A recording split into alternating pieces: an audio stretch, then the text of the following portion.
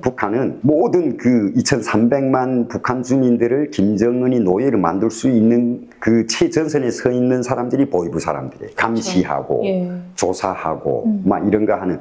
그러니까 나는 원하지 않았던 김일성 정치대학이라는 데를 추천받아 갔어요. 94년도에. 시청자 여러분 안녕하세요. 강은정TV의 은정입니다. 오늘도 강은정TV에 새로운 초대 손님을 모셨습니다. 오늘 나오신 우리 게스트분도 여러분 잘 부탁드립니다. 어서오세요. 네, 안녕하십니까. 최종훈입니다. 대한민국에 오신 지 얼마나 되셨어요? 저는 2006년도에 탈북을 해서 한국에 입국하기는 2008년도 입국을 했죠. 2006년도에 나오셨는데 2008년도에 오셨어요? 그러니까 2006년도 12월에 탈북을 했는데 이제 상황이 그렇게 허락치 않아 가지고 9개월 동안에 훈춘에서 있다가 이제 숨어 살았죠. 결국은 그렇게 하고 9월에 떠났는데 그 이제 태국에 들어가 3개월 있다 나니까 12월에 나왔고 2007년에 한국에 입국했고 또 하나원을 거쳐서 정착하기까지는 이제 뭐 3개월도 걸렸죠. 그래서 2008년 3월에 나왔죠. 아, 그렇군요. 너 왜 이렇게 오래 걸리셨지 했는데 그러시면 고향은 어디세요? 양강도 해산입니다. 양강도 해산. 우리 최종훈 대표님이시거든요. 지금 어느 단체를 이끌고 계세요? 지금 현재 하고 있는 단체는 북한 군 출신 단체, 북한 인민해방전선이라고 이제 오래됐죠. 이거 뭔가 이름이 막 무시무시한데요? 무시무시한 것보다도 거부감을 가지는 사람들도 있어요. 있기는 있는데 일단 북한 군 출신들, 북한에서 탈북한 군 출신들이 목적이 고향으로 가는 길을 우리가 열자. 그래 이런 목적이다 나니까 대한민국 국민들한테는 와닿지 않는 이름일 수도 있고 또 조금 당황스러운 이름일 수도 있는데 그거 가지고 이제 그 임원들부터 시작해서 회원들이 많은 운운을 했었어요. 뭐 인민해방전선이라는 게 너무 그 과격적인 단체가 아니냐. 이름을 한번 바꾸면 어떠냐. 그래 여러 해방을 시켜야 되는 거 맞으니까. 그렇죠. 근데 이게 대한민국 국민들에게 인정을 받으려는 게 아니라 저기 북한 주민들에게 그 와닿게끔 하다 나니까 북한식 용어로 인민해방전선이라고 한 거죠. 거기에 이제 대표를 맡고 계시죠? 네.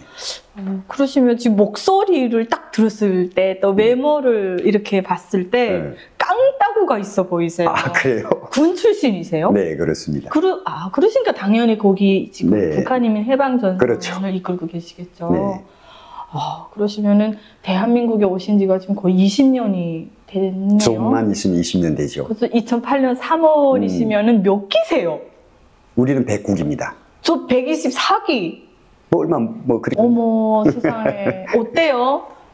이제 진짜 대한민국 살아보시니까. 정리를 하자면 대한민국이라는 사회는 지금 모든 자유가 보장이 되고 이 대한민국은 우리가 열심히 노력만 하면 언제든지 기회가 주어지는 사회. 정말 우리가 탈북하기 잘했다 하는 장점 중에 장점이라고 저는 생각을 하죠. 많지만 강하게 다가오는 게 그 한 그거 가지다.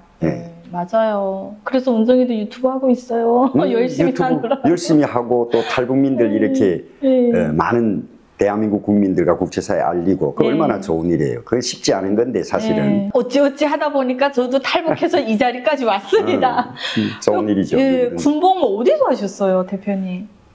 대한민국에는 잘 알려지지 않았는데 이게 언제부터 알려졌냐면 2011년도부터 알려지기 시작했어요. 그러니까 이게 미림대학이라고 예전에 미림대학. 그게 미림대학이라는 게 제일 처음에 창설할 때 미림이 있었기 때문에 미림대학이라고 이름을 불렀는데 북한의 공식 명칭은 조선인민군 144 군부대 그리고 또는 기밀군사대학이라 그래요.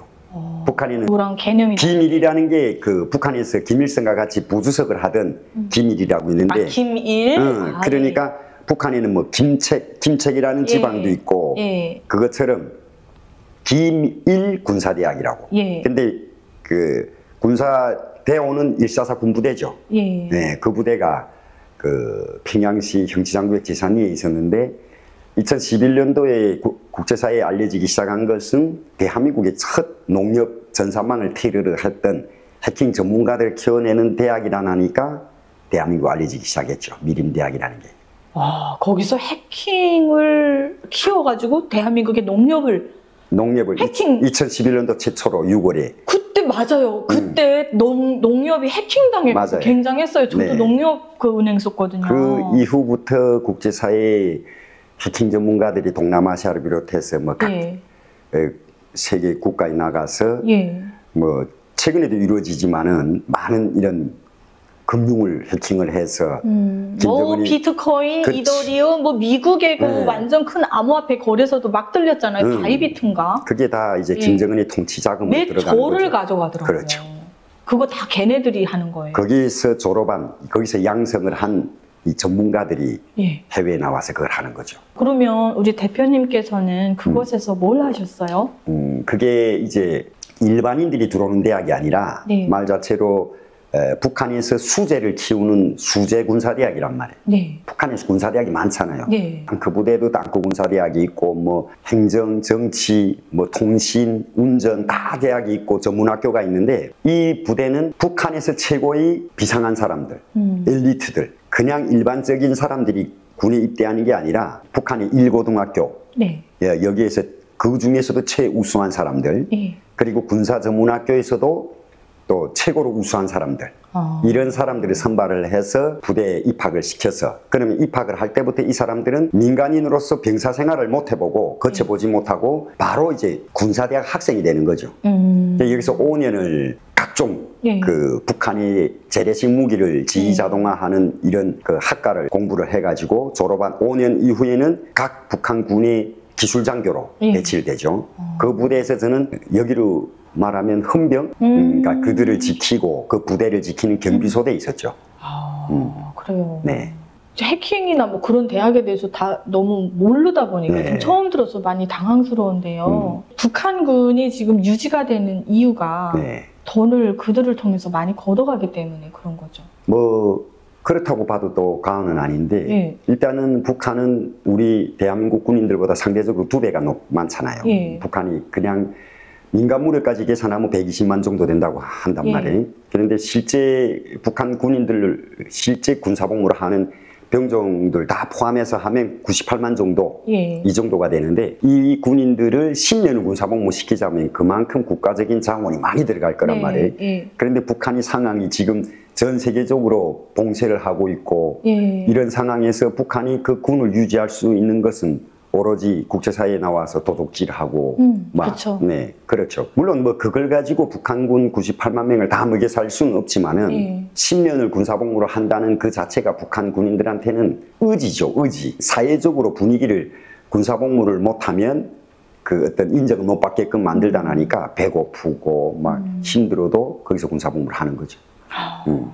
그래서 뭐 이렇게 뭐 게릴라전이라든가 이런 걸로 북한이 전쟁 준비를 많이 연구하고 뭐 그런 걸로 왔잖아요. 근데 그쪽에서는 뭐 또 다르게 어떤 다른 걸로 하는 게 있는 거죠. 그렇죠. 그게 86년도에 김정일이 지시에 의해서 만들어진 대학이에요. 86년도. 그러니까 창설 역사를 놓고 보면 다른 북한군에 비해서는 한참 어린 부대죠. 그러니까 86년도에 김정일이가 북한군의 재래식 무기를 재래식 무기라고 하면 우리가 러시아에서 들여왔던 AK-47 소총이라든가 그리고 고사총이라든가 탱크, 비행기 뭐 이런 모든 무기를 지휘 자동화를 해라. 그러니까 예를 들면 군사복무를 했던 분들은 아시다시피 사신고사총이라고 하면 포신이 4개인 걸 사신고사총이라고 하는데 그걸 주로 여성들이 지킨단 말이에요. 그러니까 평양에 이제 세계 4겹으로 방어망을 쳤는데 이걸 예전에는 앉아서 비행기가 떴다 하면 그 사령탑의 지시에 따라서 고도 얼마, 높이 얼마, 속도 얼마 뭐 이걸 병사들에게 알려주면 이 병사들이 스스로 사신고사총에 앉아서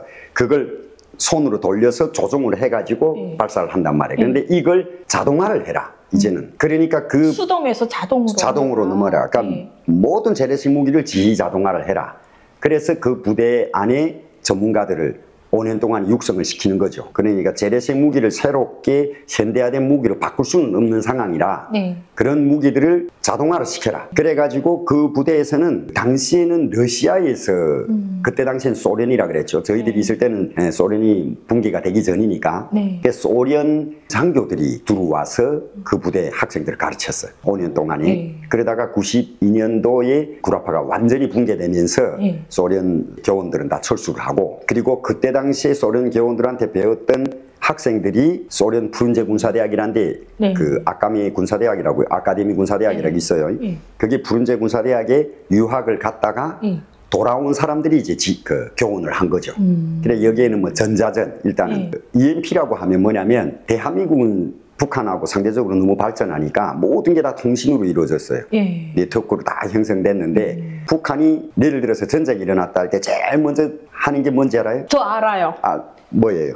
공중에 팍 터뜨려서 통신 마비시키는 거. 통신 마비죠. 그죠? 그게 뭐지 이거 터뜨리는 거? EMP 탄이라고 해가지고 아, 그거예요? 일단 통신을 마비시키면 대한민국은 아무것도 움직일 수가 없어요.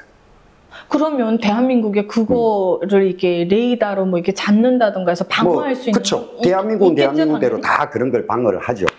방어할 준비가 다 돼 있고. 그러니까 이런 게 전자전이고 그리고 전자전 학과가 따로 있고 지휘자동화 학과가 따로 있고 그리고 계산기 학과가 따로 있고 그러면 이게 프로그램을 만들어서 그런 프로그램 학과, 전자전 학과, 지휘자동화 학과 무슨 뭐 이런 게 다양하게 있잖아요. 그러면 이 재래식무기에다 프로그램을 입력을 해서 이제는 화면을 띄워가지고 이렇게 비행기가 뜨면 자동으로 이게 고사총이 그 높이 속도에 맞춰서 움직여가지고 이제 발사까지 하는 그러니까 이런 걸 전문으로 할 수 있는 기술자들을 육성하는 대학이란 말이에요. 그래서 소련에서도 모든 그 이제 교육 장비가 들어왔었어요. 그러면 우리가 군사복무를 하면서 물론 학생들의 규율이라든가 부대의 모든 안전이라든가 이런 것도 지키지만은 소련에서 들어온 그런 학생들이 군사 교육 장비 같은 것도 우리가 지킨단 말이에요. 그러니까 그게 결국 한마디로 10년 군사복무라는 게 그러니까 전쟁 준비라는 게 북한은 70년 동안이 전쟁 준비를 해왔어요. 지금도 해오고 그렇죠. 그래가지고 그런 대학이죠. 결국은. 야, 제 지식으로는 이해가 조금 어렵기는 하지만 있죠. 우리 대표님은 정말 대한민국의 정보를 어마어마하게 제공을 하신 분 같아요. 그쵸. 맞죠? 임대학이라는 게 국제사회에서 되게 궁금한 대학이었어요. 그걸 다시 말하면 비밀대학이라 그랬거든요. 근데 미국이라는 게 정보가 어마어마하게 센 나라인데도 불구하고 이 위치라든가 그 어떤 이런 대학이 창설됐다는 건 아는데 얘들이 과연 뭘 할 것이며 얘들 위치는 어디며 이걸 아는 사람들이 없었어요. 아무리 위성으로 다 내려다봐도 목소리도 잡는다고 해도 한계가 있지 않을까요? 그런데 그때 당시에 90년도 당시에는 이게 되게 국제사회가 궁금했었는데 이걸 제일 먼저 이제 미림대학 출신이 한 분이 오셔가지고 이미 그 이제 다 그걸 조사를 그래 저는 조금 뒷북을 쳤죠. 그냥 그래 오다 나니까 대단한 비밀을 가지고 온 줄 알았는데 결국은 먼저 알게 되셨구나. 그런 에피소드도 있는데 일단은 그 부대가 지금 현재는 뭐 국제적으로 알려졌고 형제산 구역 지산에 위치해 있고 평양시에 이제 조선예술영화 촬영소가 있는 맞은편에 있어요. 네, 거기에서 이제 부대가 있는데 그 부대도 업그레이드를 많이 했다고 들었어요. 이제는 저도 뭐 군사복무권 마친 지 30년 되어 오니까 일단은 그렇게 군사복무를 하다가 94년도에 김일성 정치대학에 추천받아서 갔죠. 그래서 거기서 그러면 우리 대표님은 출신 성분이 처우셨나 봐요? 출신 성분으로 말하면 북한에서는 엘리트급이었죠. 아버지 엄마가 뭐 했어요? 저희 아버지가 이제 북한군에서 보위부라고 하면 여기를 국정원이죠. 북한은 모든 그 2300만 북한 주민들을 김정은이 노예를 만들 수 있는 그 최전선에 서 있는 사람들이 보위부 사람들이에요. 감시하고 조사하고 막 이런 거 하는. 보위부라고 하면 일반인들이 못 가잖아요. 다 알다시피 북한에서 살아봤던 분들은 다 알지만 일반 토대를 가지고는 보위부에서 심호도 못하죠. 아버지가 그래서 30년을 보위지도원으로 있었어요. 그 당시에는 이제 담당 보위지도원이라고 하면 북한은 구역마다 보위원을 이렇게 두어가지고 그 전체 주민들, 구역 주민들을 감시하는. 아버지가 이제 양강도 계산시 연봉동이라는 데서 이제 담당 보위지도는 오랫동안 했죠. 근데 솔직히 얘기하면 또 당시에 고난의 행군 시기에 중국에서 사사 여행자라고 해서 장사를 목적으로 친척 방문을 오는 사람들이 많았단 말이에요. 또 북한에서도 중국을 가고 이렇게. 그걸 이제 최종 그 도장을 찍어야 넘어가고 받을 수 있는. 받으셨겠네. 그러니까 사실 부럽지 않게 살았죠. 그래 그만큼 또 어렸을 때부터 조금 그 뭐라고 하지? 그 부럽지 않게 일단은 살았어요. 살다가 갔는데 그 토대라기보다도 김일성이가 해고록을 5건을 그러니까 1, 2, 3, 4, 5건까지 세 개와 더불어란 걸 만들어냈는데 김일성이가 5건 마지막에서 5건은 물론 김일성이 사망한 다음 완성이 돼서 왔지만은 그 5건을 쓸 때 초본에 뭐가 나왔냐면 일단 김일성이 여러 북한 안에 저기 그 백두산 일대에다가 여러 이런 지하 조직들 만들어 놓은 건 사실이에요. 그게 뭐 2명이 됐든 1명이 됐든 이제 와서 막 그 조직이 어마어마한 것처럼 하지만은 그때 당시에 저희 뭘 하긴 했겠죠.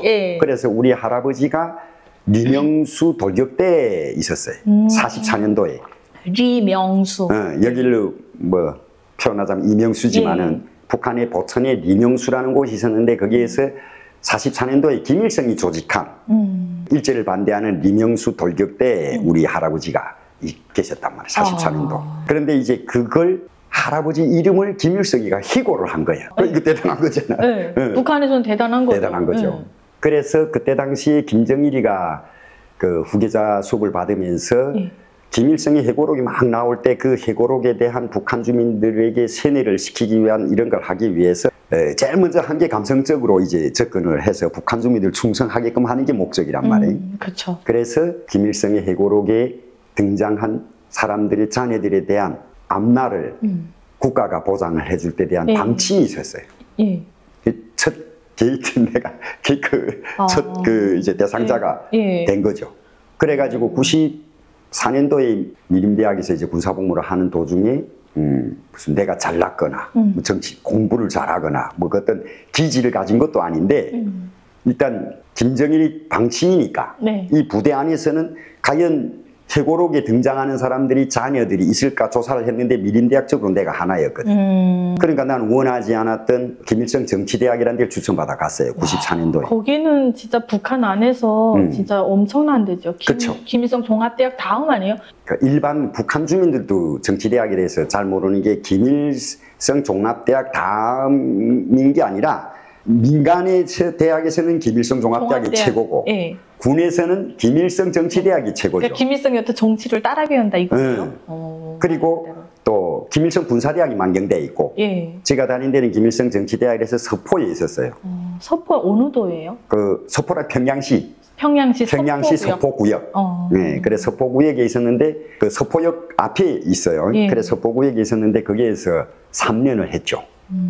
네, 그래서 그 순수 거기는 정치를 배워주는 거죠. 우리 대한민국에는 이 군 지휘 체계가 정치장교라는 게 없잖아요. 여기는 중대장이 소대장이 소대의 총 책임자고 중대장이 중대를 이끌 수 있는 지휘관인데 북한은 중대장이 자기 마음대로 중대를 움직일 수가 없어. 그 뭐 북한 45년도에 그 이제 해방이 돼서부터 만들어놓은 인민군을 창설하면서 만들어놓은 조직이 서로 지휘관을 감시하게끔 만든 조직이 정치지도나고 중대장이죠. 그러니까 한 개 중대 안에 중대장이 있으면 이 사람보다 군사지휘 체계는 반등급이 낮지만은 정치적으로 볼 때는 이 사람보다 반등급 높은 이런 정치장교를 만들어 놨단 말이에요. 그러니까 한마디로 말하면 한 개 부대에 2명의 지휘관을 만들어 놓은 거죠. 서로 감시하게. 그래서 아직도 북한은 군사 쿠데타 생각을 못하지. 그렇게 만들어 놓은 거죠. 그래서 쿠데타가 못 일어나고. 그런 정치장교를 키워내는 게 김일성 정치대학이에요. 거기 가면 일단 아주 교활하네요. 교활하다고 표현할 수도 있겠지만 어찌 보면 또 70년이라는 저 봉건 국가를 유지할 수 있게 만들었던 김일성이 아주 교모하고 아주 이걸 잘해놓은 거죠. 한마디로 말 그 사이에서 봤을 때는 잘해놓은 거지. 그러니까 왕권이 흔들리지 않게 해놓은 거잖아요. 절대로 안 흔들리죠. 왜냐면 서로 감시하게 만들었으니까. 중대장이 독단적인 결심을 할 수가 없게끔 만들어놨단 말이에요. 그러니까 그 이제 단점도 있는 게 그 부대 안에서 중대장 파 따로 있고 정치동 파가 따로 있어. 사람 사는 데는 그런 게 다 있네요. 그러니까 이 중대 안에서도 120명이 다 중대장 편이 아니야. 절대로 이 중대를 그 어떤 반역의 길로 이끌 수가 없게끔 만들어 놓은 거지. 당시에 또 어떤 게 있었냐면 그 김정일이가 정권을 딱 잡고 그때 강행군이었죠. 완전 북한 주민들이 진짜 조금만 더 배고프면 어디에서 봉기가 일어날지 모를 이 사회적으로 완전 제일 마지막 막바지에 다다랐을 때란 말이에요. 북한 주민들한테는 악밖에 안 남았고 그때 당시에 대량 탈북도 이어졌고 그러니까 김정일이가 이 보위원들을 더 장악해야 되겠다. 왜 자기를 지킬 수 있는 사람들 그리고 이 사회적으로 모든 사람들이 그 움직임 이런 걸 감시할 수 있는 이런 사람들이 보위원이니까 김정일이 방침을 내린 게 뭐라냐면 보위 지도원 자녀 중에 한 명은 꼭 후대를 키워라. 아버지 뒤를 이어서 국가에 충성하게끔 만들어라. 이런 방침이 떨어졌어요. 내가 그때 90년도 정치대학 2학년 때인데 아버지가 이미 나한테 조언을 했어. 뭐라고요? 너는 이제 갖출 거 다 갖췄지 않느냐. 군사복무 10년에 김일성 정치대학까지 졸업만 하면 굳이 군에서 군사복무 하느라 하지 말고 사회에 내려와서 아버지 뒤를 이으면 어떠냐. 그치.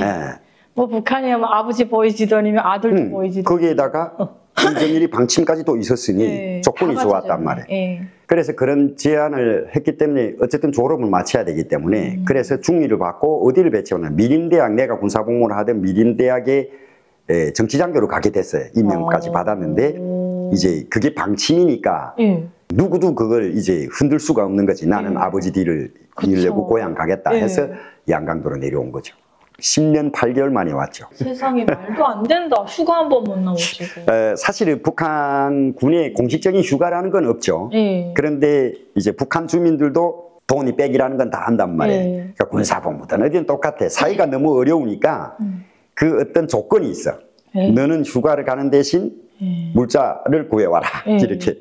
그러면 집에 가고 싶은 사람들은 그걸 빌미를 삼아 가는 사람들 많아요, 사실은. 그 사회 국제적으로 이제 알려진 거는 북한군에는 휴가가 없다니 그건 맞는 얘기인데 공식적인 휴가라는 건 없어요. 없지만 뇌물로 통하는 휴가는 있다 그거죠. 좀 들어보니까 대표님 군사복무하시면서 제가 봤을 때는 다른 분들처럼 막 배고픔에 허덕이거나 이런 건 없었던 것 같고 가정에서도 잘 자라신 것 같고 지금 핵심 계층이거든요. 근데 어떻게 한국으로 오게 되셨어요? 하나 짚고 넘어갈 게 우리 대한민국은 탈북민들도 그렇고 국제사회나 우리 대한민국 국민들이 알아야 될 건 뭐냐면 우리 같은 부대가 그 이제 배고픔도 없었다고 알 수도 있어요. 정치대학도. 정치대학은 최상의 공급이 되니까. 그런데 미림대학에 제가 88년도에 군에 입대했을 88년도는 대한민국에서 올림픽을 했고 89년도는 북한에서 세계 청년학생 축전이란 걸 했어요. 근데 그때 당시에 정말 91년도까지는 우리 부대만 그런 게 아니라 다른 인민군도 하루에 달걀 2알씩 먹었어, 계란을. 그때까지만 해도. 우리 부대는 더 했죠. 우리는 뭐 닭고기도 먹기 싫어서 막 버리고 그때 당시에 평양에 뭐가 있었냐면 꼬부랑국수, 지금으로 말하면 라면이라는 게 나왔어요. 그때 당시에 88년도에 이미 평양에는 꼬불꼬불하니까 꼬부랑국수라는 게 나왔고 그것도 맛있었어 사실은. 베개빵이란 게 있었어요. 아시죠? 유명하죠. 평양 갔다 오게 되면. 평양 갔다 오면 그 베개빵을 배낭에다 넣어가지고 오는 게 우리 집안. 한 번도 못 봤지만 그게 궁금해요. 베개빵이란 딱 베개처럼 생겼어. 그 소련 애들이 먹는 그런 빵을 우리 여기 지금 파리바게트 가도 있는데 그런 빵이 큰 게 베개처럼 생긴 빵인데 그 빵이에요? 그걸 베개빵이라고. 이게 둥그랗게 썰어 먹는 거 그거구나. 그거예요. 그것도 정말 맛있었어. 물론 배고팠으니까 맛있었을 게 아니냐 이렇게 말하는데 아니 맛있었을 수 있죠. 있었는데 이제 92년도 이제 국제사회 그 동굴아파가 무너나면서 이제 국제사회 지원이 줄어드니까 북한도 그때 인민군 안에서도 고난의 행군 겪기 시작했단 말이에요. 그래서 사실은 일반 군대 같은 경우에는 배고파 탈영한 사람들이 어마어마했어요. 그때도요? 어마어마했지. 제가 정치대학에 94년도에 가서 96년도면 제가 2학년 때인데 그때 김정일이 방침이 내렸어요. 그 방침이 내렸다는 게 김정일이가 밑에 군인들이 굶는지 뭐 탈영하는지 몰라. 이 밑에 아첨꾼들이 그걸 보고를 안 한단 말이에요.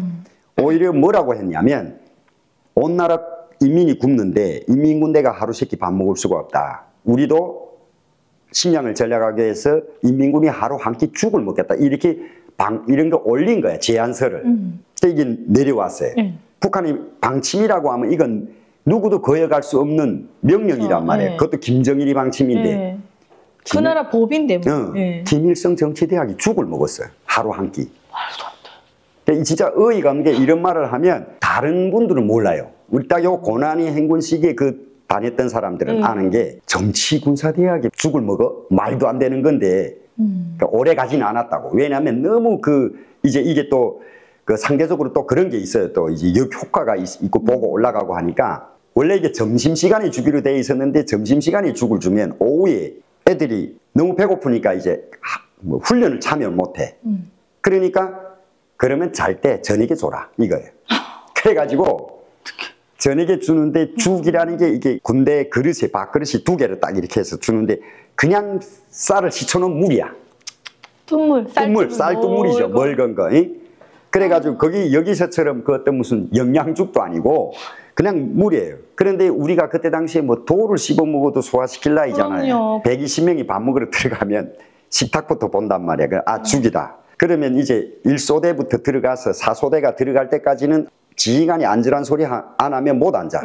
그 들어가 서 있잖아요. 그럼 4소대 들어오는 시간이 있잖아. 벌써 앞에 애들은 서서 그 자리에서 두 그릇 다 마셨어. 앉으면 뭐 숟가락이란 것도 필요 없고 젓가락도 필요 없어. 그냥 하나 마시고 또 하나 마시면 끝이야, 식사가. 그래가지고 저녁에 오잖아요. 여름에는 그 동계는 8시 40분이고 여름에는 9시 40분이 지침 시간이란 말이에요. 자면 12시에 애들이 다 일어나. 배고프니까. 어떡해. 그 김일성 정치대학이 그런 상황이었는데 북한 그 이제 100만이 되는 일반 보병, 후방 부대 이런 뭐 공급이 잘 안 돼 있는 부대는 탄력이 그냥 부지기수 뭐 끝없이 탄력을 했죠. 근데 그때 우리 정치대학의 사람들도 표현은 못했지만 머리를 뭐 어떻게 생각했냐면 조금만 있으면 북한이 무너나겠구나 이런 생각을 했어요.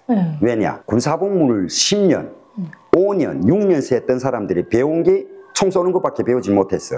근데 이 사람들이 배고파 도망쳐서 탈영하면 이게 결국은 임꺽정 부대가 되는 거지. 도둑놈 무리가 되는 거야. 그러면 이게 모이면 저 북한은 바로 붕괴가 되는 거지. 진짜 지휘관들이 제일 걱정했던 게 얘들 잡아 못 들이면, 왜냐하면 얘들은 가는 곳마다 약탈을 했어. 와, 도둑놈 장난 아니었어요. 인민군대들. 근데 정말 마음이 착한 군대들도 아우, 난 너무 마음 아픈데 가슴 아프죠. 이게 모자 있잖아요. 그거 갖고 와가지고 거기다가 알곡 좀 달라고. 그 우리 친할머니도 인정이 많으셨는데 94년도에 김일성이 죽고 나서 고난의 행군 왔단 말이에요. 저 4일 굶었어요. 10대 때 초반에. 그러게.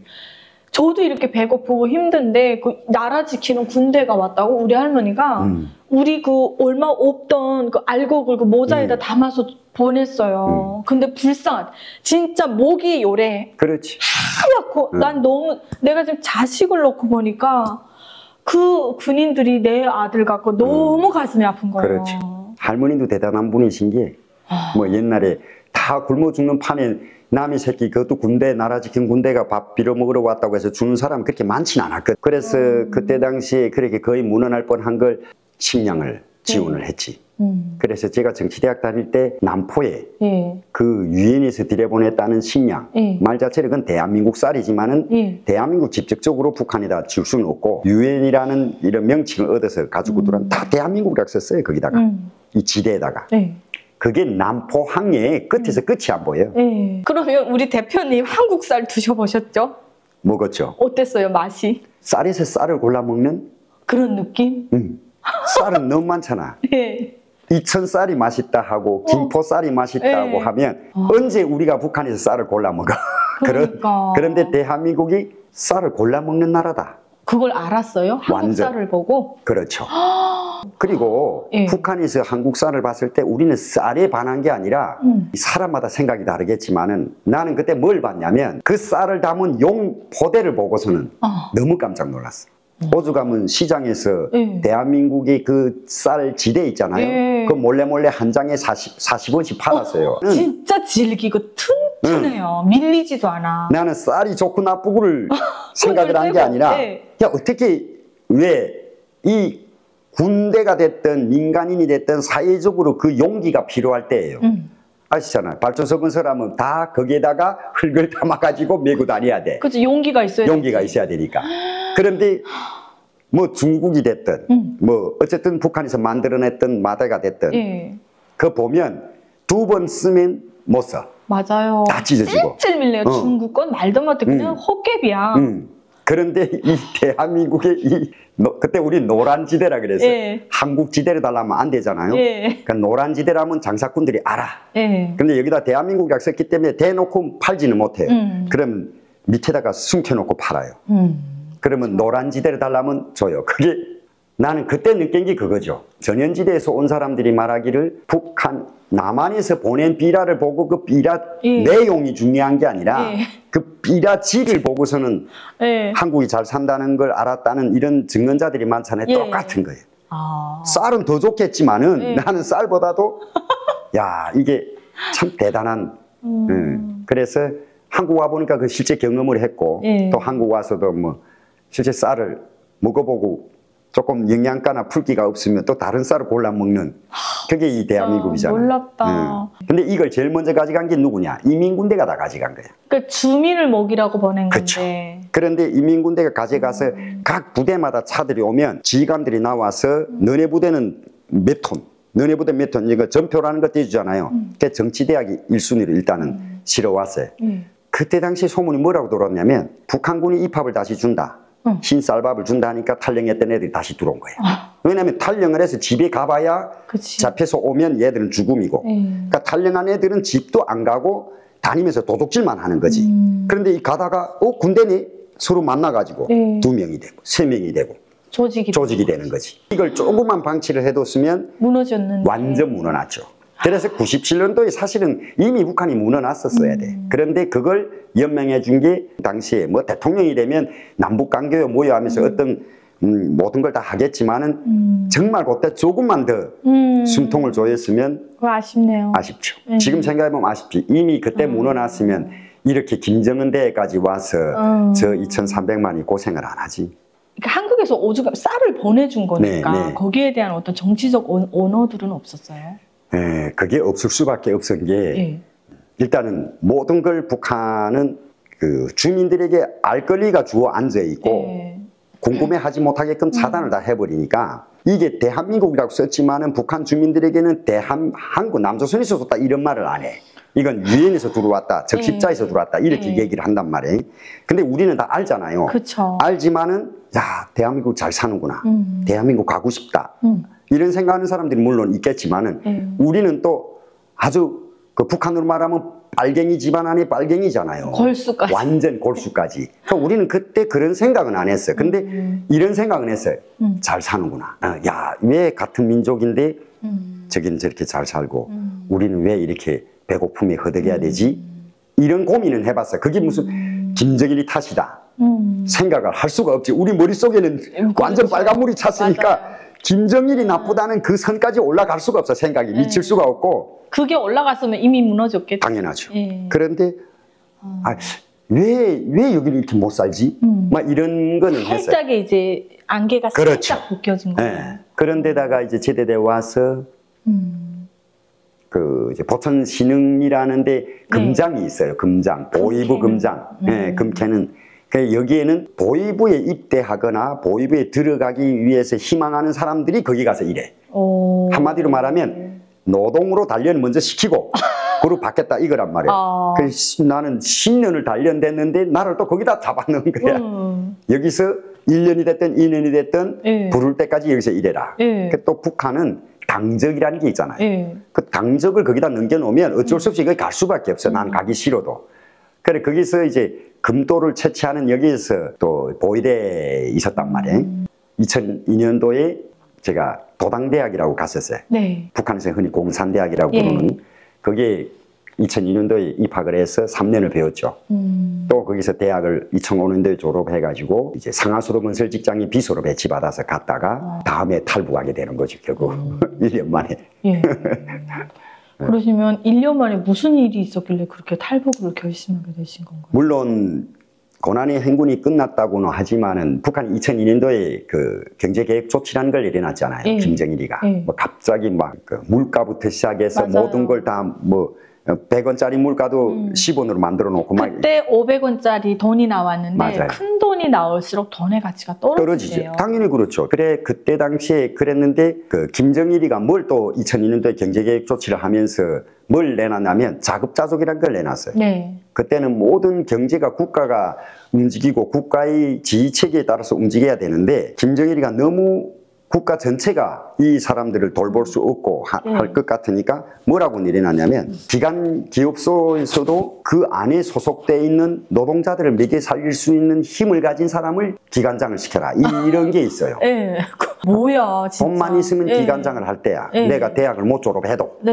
그러니까 능력이 첫째라고. 예. 이 안에 있는 내가 식료공장이다 하면 식료공장 노동자들에게 식량을 줄 수 있는 사람, 이게 말이 안 되는 거죠.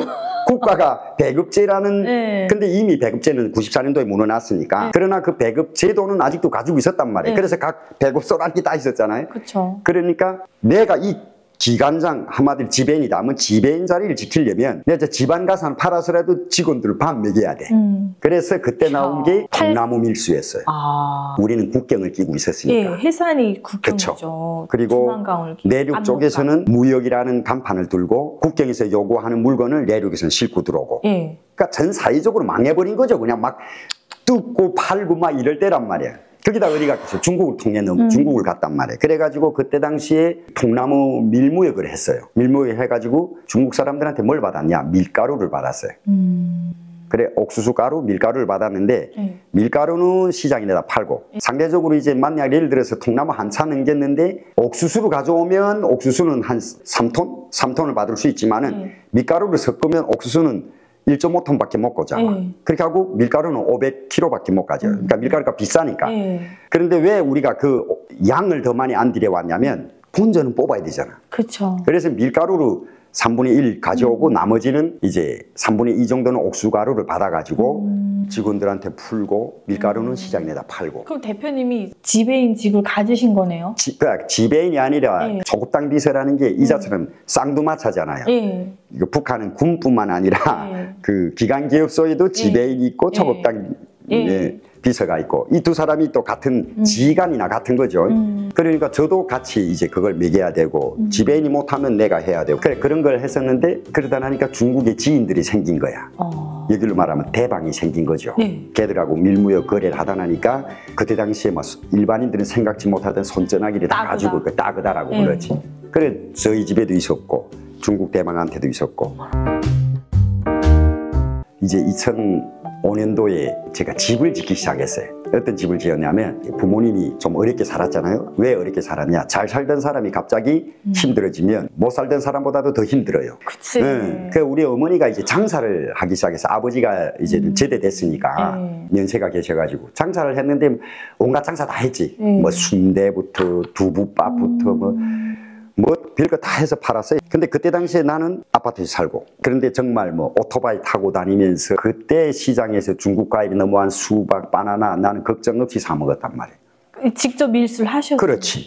그런데 아버지 엄마는 시장에 나오면 이 소래 같은 거 이고 머리다 이고 장사를 하는 거야. 그건 내가 맞이란 게 너무 가슴 아프잖아. 그래서 우리 집사람을 설득을 했지. 아파트 팔고 아버님 어머님 모시면 안 되냐. 근데 아버님 어머님은 이제 단층집에서 살았는데 땅집이죠. 여기서는 그런 단층집이 있으면 얼마나 좋겠어. 독집이라 하지만 북한은 상대적으로 아파트가 잘 사는 사람들이 집에서 이 천정에서 비가 새는데 그래 내가 그때 내가 반감이 생겼어요. 30년을 국가를 또 특히 김정일을 위해서 최고 지도자를 위해서 30년을 제1선에서 음지에서 일한 사람들이잖아. 양재에서 일한 게 아니라 이런 사람들이 제대되면 이런 비참한 꼴인가? 그때 살짝 흔들렸어요. 아 이거 뭐지 이 사회가? 그 반감이 아마 집사람을 설득시키는데 그 효과가 있었나 봐요. 30년을 야 보이지도 나다가 그만뒀다고 해서 저런 비가 천정에서 떨어지는 집에서 살아야 돼? 나는 못 보겠다. 나는 이렇게 시장에 나가 돈 쓰고 다녀도 마음이 내가 즐겁지 않다. 그래서 집사람 설득에 아파트 팔았어. 팔고 내려와서 아버지 집을 다 허물어 가지고 2층짜리 집을 지었어요. 아니 잠깐만요. 아드님도 대단하지만 사모님이 더 대단하네요. 물론 뭐 그렇죠. 또 뭐 물론 내가 선택을 잘해야 대답을 잘해야지. 이거 잘못하면 맞아요. 맞는데 북한 남자의 번성이 나왔어. 그때 강은정 씨가 대홍단에 계셨잖아요. 그래서 삼지연에 이제 그 전국 각지에서 6.18 돌격대라고 삼지연 건설한다고 어마어마하게 들어왔어요. 정말 벌떼처럼 들어왔죠. 그런데 얘들이 일감이 없으니까 계속 놀아. 그러니까 거기에서도 또 그랬어. 너네 나가서 뭐든지 벌어오라고 다 내보낼 때라고. 이거 뭐야?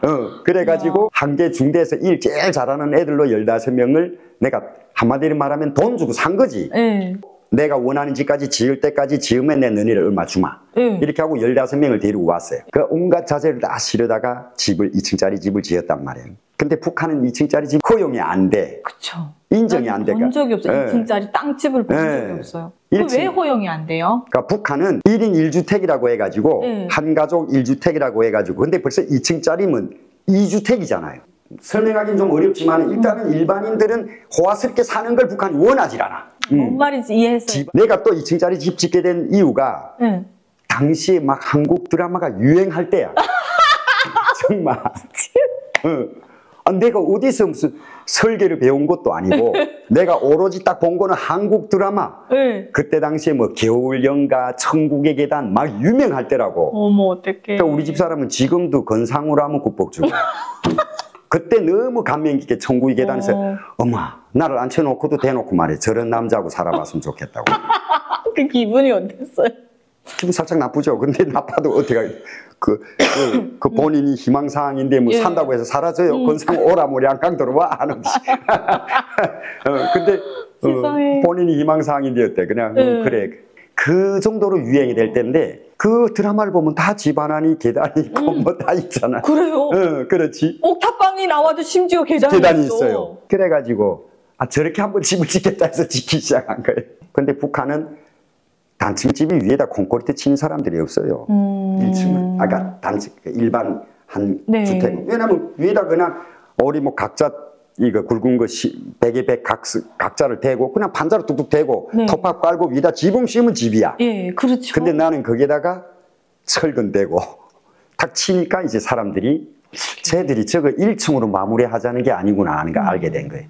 그러니까 온갖 민원이 다 들어갔을 거 아니에요. 우리 속담이 있잖아요. 조선 사람이 사촌이 땅 사도 배 아프다고. 그렇지. 온 지나가는 사람들이 보고 신고를 한 거예요. 쟤네는 어떻게 돼서? 쟤는 뭔데? 쟤네는 왜 집을 지어? 2층짜리 집 지어? 그 돈은 또 어디서 났어? 감독국이라는 게 있잖아요. 건설 감독국이라는 게 각 도마다 다 있어요. 감독국에서 내려오고. 어머나. 그런데 뭐 해산이라는 게 워낙 좁다나니까 감독국 사람들 인맥 하나 다리 건너면 다 아는 사람들이라 왔다 가는 가고. 쟤들 저거 허물지 않네. 또 민원이야. 그러니까 이게 또 민원을 또 넣은 거예요. 그러니까 이번에는 시검찰소에다 넣었어요. 그 검찰소장이 온 거예요. 검찰은 성격이 다르네. 그런데 또 검찰소장하고도 되게 가까운 사이야 내가. 그러니까 검찰소장도 가고 하니까 이번에는 2로? 도당에다가 제기를 했어요. 그래서 누구 왔냐 최종적으로 도당 조직비서가 내려온 거예요. 말이 일반인이 뭐 우리 아버지 제대대 나도 무슨 공산대학 졸업하고 조그만 어느 뭐 기관기업소 그것도 뭐 무급이에요. 월급 뭐 유급도 아니고 뭐 1급 기업소도 아니고 직원이 32명 33명인데 거기 무슨 뭐 그런데 내려와 완전 당황스럽더라고. 그 사람도 쪽팔린지 직접 못 내려오잖아. 자기 창피한지 조당 조직비서 당시에 벤츠를 타고 다녔는데 그러니까 권력기관들을 앞세운 거지. 뭐 분주소, 시검찰소장. 그 우리 집을 돌아보더니 나보고 사정하더라고. 너무 민원이 제기되고 너무 신고가 들어와서 그러니까 흉내라도 좀 내라. 체면이 서지 않느냐. 그래서 오케이. 알았어요. 그래 우리 지붕까지 2층짜리 지붕까지 다 씌웠어. 그래가지고 지붕 다 뜯어서 또. 근데 그 지붕이 판자가 아니라 슬리트 기아라고 해가지고 이렇게 구름처럼 이렇게 생긴 기다만 거. 그게 중국에서 나온 중국에서 나온 거예요. 그것도 다 밀수로 들여왔죠. 그래가지고 이걸 모서 한번 박으면 구멍이 난단 말이에요. 이게. 그걸 다 뜯었어요. 이 석가래라고 해가지고 지붕 이렇게 해서 판자로 쌓았던 걸 톱으로 다 썰었어. 그리고 벽돌 높이 쌓았던 걸 한 50cm 정도 낮췄어요. 다 까고. 그리고 지붕이 이렇게 됐던 거 이렇게 낮췄어요. 흉내라도 내야지. 그 다른 사람들이 지나가 보고 쟤들이 간부들이 오더니 그래도 저거 되는구나. 이렇게 돼서 그래 그렇게 집을 지었어요. 그러다 나니까 돈이 많이 들은 거예요. 그래, 그거 까부시는 것도 얼마나 까부시고 얘들이 뭐 열흘 일하면 될 걸 막 그거 까고 다시 하다 보니까 또 무슨 보름 더 그럼 그 다시 돈도 더 줘야 될 상황이니까 어찌됐든 집도 막 특이하게 짓다 나니까 문짝도 다 중공세 들여왔어요. 문짝도 너무 가셨다. 너무 갔지. 내가 아까 말씀드린 것처럼 반감이 생겼단 말이야. 그러니까. 야 30년을 국가를 위해 희생한 사람을 이렇게밖에 너네가 대우를 못해? 그 대신 아들이 해줄게. 내가 정말 세상에서 제일 멋있는 집 짓겠다. 이게 반감이 돼버린 거지. 그 문짝도 들여온 데다가 우리 그때 당시에 밖에서 초인종 누르면 집안안에 볼 수 있는 TV가 있었어요. 대박이다. 완전. 그래가지고 그걸 다 이제 해놓고 돈이 없잖아 이제는. 뭐 다른 사람들한테 막 빌린 돈도 있어요. 막 이게 큰 돈을 벌어야 되겠다는 생각이 드는 거지. 그런데 마침 밀수를 하던 중국 대방이 전화가 온 거지. 언제까지 통나무를 그렇게 밀고 다니고 밀수하겠냐. 나한테 좋은 오다가 들어왔다. 그래서 뭐냐 하니까 북한에 납치된 사람이 있다는 거. 우리는 납치자라는 말을 그때 당시에 처음 들었어요. 지금 한국에 와서 납북자, 북한 사람들은 납북자라는 말 자체를 몰라. 납치돼서 간 사람이 있는데 그 가족이 자기 아버지를 찾으면 돈을 $10,000를 주겠다는 거예요. 근데 그때 당시 $10,000 대단한 돈이었어요. 어마어마하죠. 그때가 2000년 초반이죠. 2006년도. 그쵸. 그때 $10,000면 사실 입에도 일반인들은 오르내릴 수 없는 돈이야.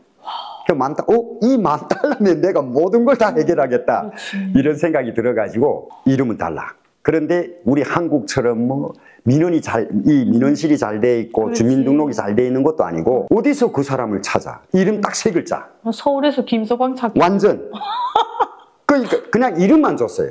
그리고 그 사람이 오게 된 경위, 상황, 고향은 목포다. 그런데 75년도에 강원도 주문진 항에 와서 8월에 오징어 잡으러 갔다가 그 해 잡혔다. 근데 배 이름은 천왕호고 선원들은 당시 33명이었다. 이런 기초적인 지식. 그리고 그 사람이 이름은 최모이다. 이렇게. 이 사람 어디가 찾아? 북한이 8개 도로 어디 가서 찾아요? 그렇다고 대놓고 안전부에 가서 이 남조선에서 넘어온 말할 수도 없어요. 그렇지. 일단 그 사람을 찾는다는 게 범죄고 국가 반역이지.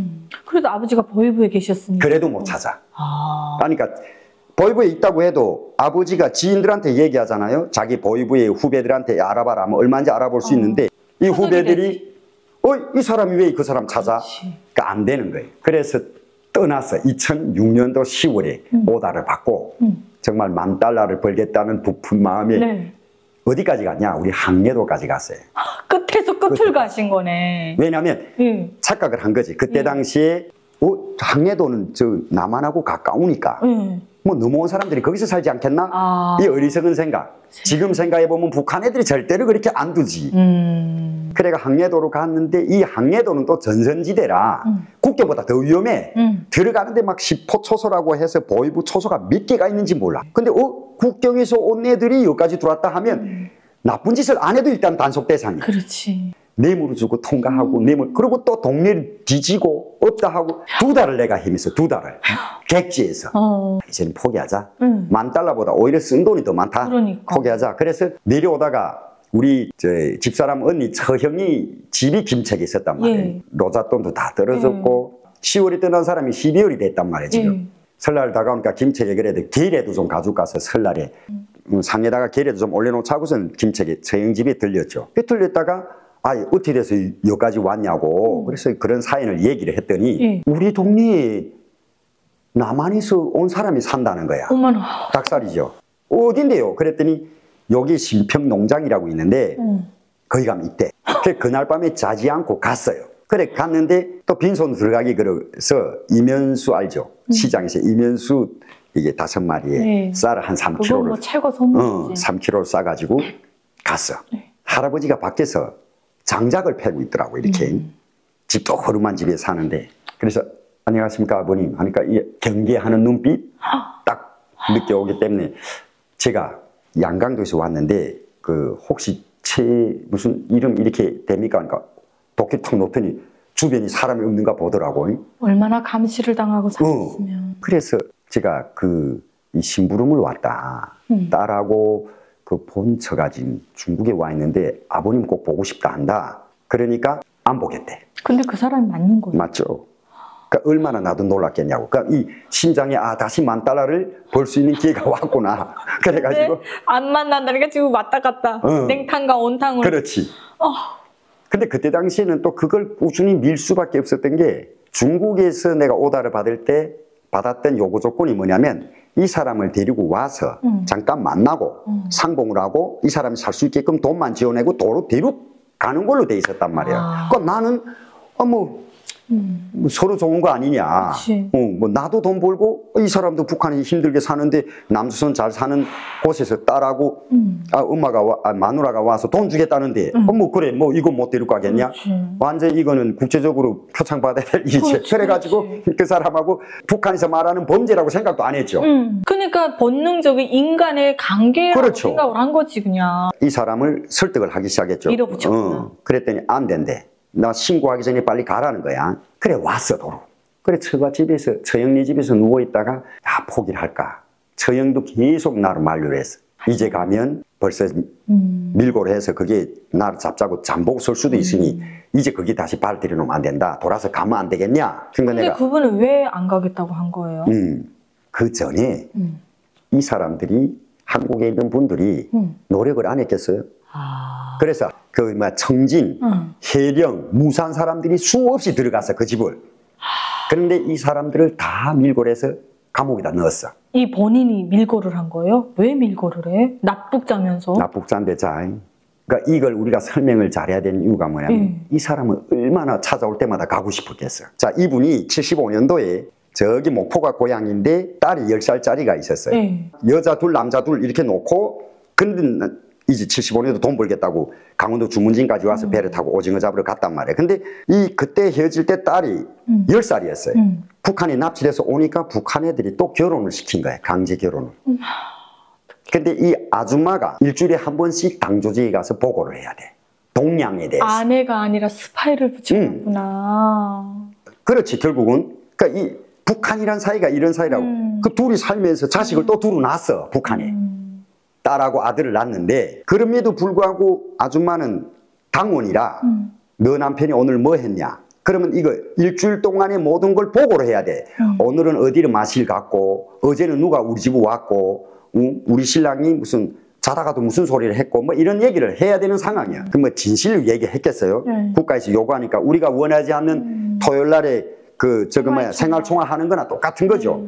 그러니까 그러다 나니까 이 엄중한 누가 찾아와서 남조선에서 본처하고 딸이 기다린다는 말을 한 이 엄중한 거는 숨길 수가 없었던 거지. 그러니까 이 남편이 그 땅에서 살아남으려니까 먼저 선수를 친 거죠.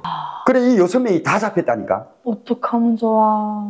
그래가지고 내가 결국 도살장으로 갔네 그냥. 그 사람들은 그 중에서도 여기 온 사람도 있대요. 훗날에 이제 감옥에서 몇 년 교화를 마치고 왔다가 나와서 이제 여기로 온 사람도 있는데 내가 결국 7번째로 들어간 거잖아요. 근데 이 사람들이 그날 밤새고 고민을 했어. 이제 너무 힘드니까 저 사람 밀고 해야 되나 아니면 저 사람 따라가야 되냐 고민을 엄청 했지. 사는 게 너무 힘들어. 그래서 다음날에 내가 갔어요. 그래 가가지고 아버님 어떻게 결심 섰습니까? 제가 책임적으로 무사하게 털끝 하나 건드리지 않고 국경을 넘겨서 중국에서 가족들과 삼봉하고 나한테 이 약속한 돈만 주면 내가 무조건 여기 다시 데려다 놓겠다. 그러니까 그 노친이 앉혀놓고 설득을 시켰지. 당원 아줌마. 그러니까 따라가겠대. 그래서 갈 때는 물어봤어요. 아버지 어떻게 돼서 저를 따라서려고 합니까? 저를 뭘 믿고 따라서려고 합니까? 그랬더니 자기가 수많은 사람 6명씩이나 왔는데 얘들은 다 마음에 진심이 안 보이더래. 무슨 30년 헤어졌는데 막 울기도 하고 막 여자도 왔댔고 남자도 왔댔나 봐요. 데리러 울고 그다음에 막 자기한테는 가식적으로 들리더래. 근데 나는 한 번에 내가 대놓고 그랬지. 나는 돈 벌려고 아저씨 데리러 왔다.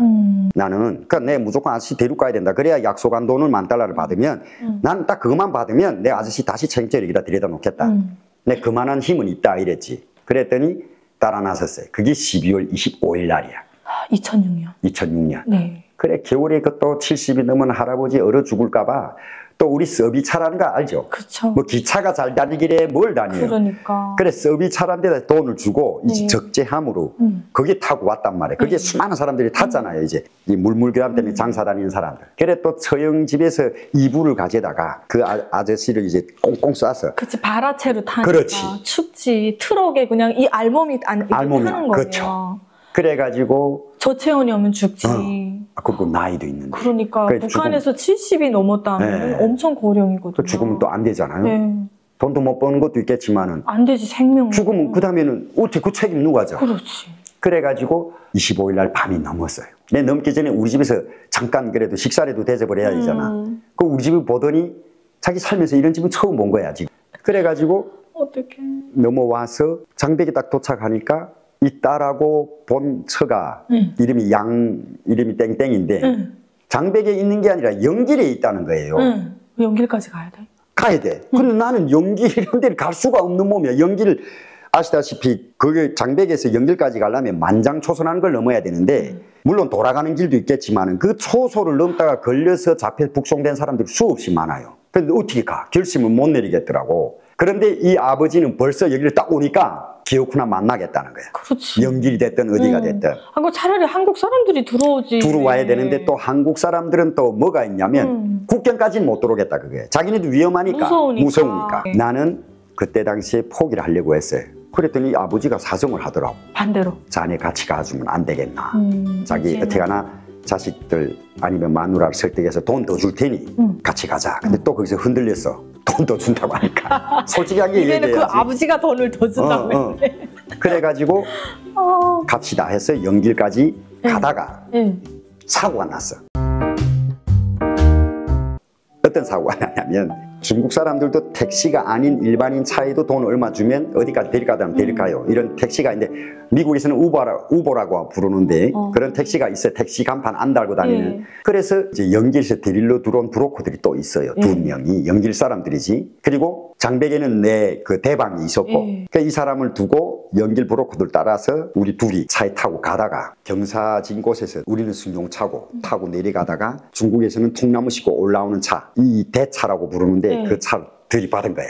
브레이크가 안 되니까. 어떻게? 운전수가 브레이크를 밟았는데 이게 미끄러져 내려갔는데 그 앞범퍼 트럭은 높으니까 이 작은 승용차 그 앞에 안으로 들어가 버렸어 아주. 어머 어떡해. 그래 들어갔는데 운전수는 거의 뭐 의식이 없고 우리를 말하면 기어 있잖아요. 기어. 이 뒷좌석에 앉았는데 그 들이받는 충격이 이 머리가 이만큼 벗겨졌어. 가죽이. 이게 얼마나 황당한 일이야. 나는 갈비가 막 다 아작이 나버렸지 여기가. 그런데 그 의지라는 게 뭐냐면 이 사람이 여기서 죽으면 어떡해? 조선도 아니고 이 중국에서 죽으면 이거 어떡해? 이거 완전 그래가지고 입었던 그 우리 동복 있잖아요. 겨울이니까 그걸 벗어서 이마에다 감았어 그 사람. 그 피 나오니까. 그래 내려서 이제 의식을 잃은 옆에 데려왔던 브로커들 막 흔들어 깨웠단 말이야. 거의 대낮인데 울고 나와가지고 다시 가겠다. 나 안 되겠다. 연길 못 가겠다. 그래서 다시 장백으로 들어가는 버스를 탔어요. 피가 또 나는 여기 온통 다 붙들고 그래 가다가 중도에서 병원에 들어가가지고 얘들이 자기네 그 막 호구로 보여주고 할아버지를 이걸 다 꿰매고 붕대를 감고 다시 또 출발했어. 나는 이 온몸에다가 갈비가 부러졌으니까 그 압박 붕대라는 거 감고 활용으로 간 거. 다시 연길로 들어갔지. 돌아서 들어갔지. 그래서 도착한 날이 12월 27일이었어요. 더 웃긴 게 뭐냐? 그 사람들이 와 있는 게 아니라 뭐요? 그러니까 이 사람들이 목적은 뭐냐? 연길까지 왔다는 게 확인돼야 비행기 티켓 끊고 오겠다는 거예요 지금. 근데 나는 연길이 와서 있는 줄 알았지. 그래서 우리는 약속한 시간이 31일이 북한이 망년이라는 거 하잖아요. 그래서 세포에서도 망년이라는 걸 해. 그러니까 김책에서는 이 할아버지도 당원이고 할머니도 당원이잖아. 그럼 망년이를 해야 되는데 이 할아버지 없어지면 그 다음 큰일이란 말이야. 그렇지. 그래서 내가 이게 D-Day라고 해가지고 31일까지 데려가겠다 약속을 했단 말이야. 거의 다시. 근데 27일 됐는데 아직도 안 왔다는 게 이 말이 돼? 또 한국에서도 그렇게 빨리 올 줄 몰랐겠지. 그랬겠죠. 얼마나 노력을 했는데 실패를 안 많이 됐으니까. 했어요. 이제는 진짜 딱 왔다는 게 확인되면 비행기 티켓 끊고 오겠다. 원래 뭐 2시간이면 오니까. 그렇지. 그래서 3일을 거기서 더 있었어. 근데 12월 30일 날이 딱 됐는데 왔대요. 그래서 왔다고 해서 우리 그 어디 집에 숨어 있다가 아저씨 손목 잡고 돌솥밥집이라고 있는데 거기에서 기다린대요. 그래서 데리고 딱 갔는데 그 마당에 기자들이 쫙 서 있는 거야. 이게 뭐야? 그러니까 이 아줌마가 SBS, MBC, KBS 기자들 다 데리고 왔어. 왜 데려왔느냐? 이 전 세계에 김정일이 납치범이라는 걸 공개를 하고 싶었던 거야. 그러니까 뭐 자기네가 돈 대고 데려왔다니까. 오히려 이게 특종이잖아. 납북자가 직접 이제는 북한을 탈북해서 지금 한국에 오겠다고 왔으니 나는 그런 상황인지도 모르는데 기자들이 있기 때문에 잠깐만 나는 얼굴 찍히면 안 되고 돌솥밥집에 이렇게 미닫이 문이 있는데 나보고 여기 그럼 들어가 앉아 있으래.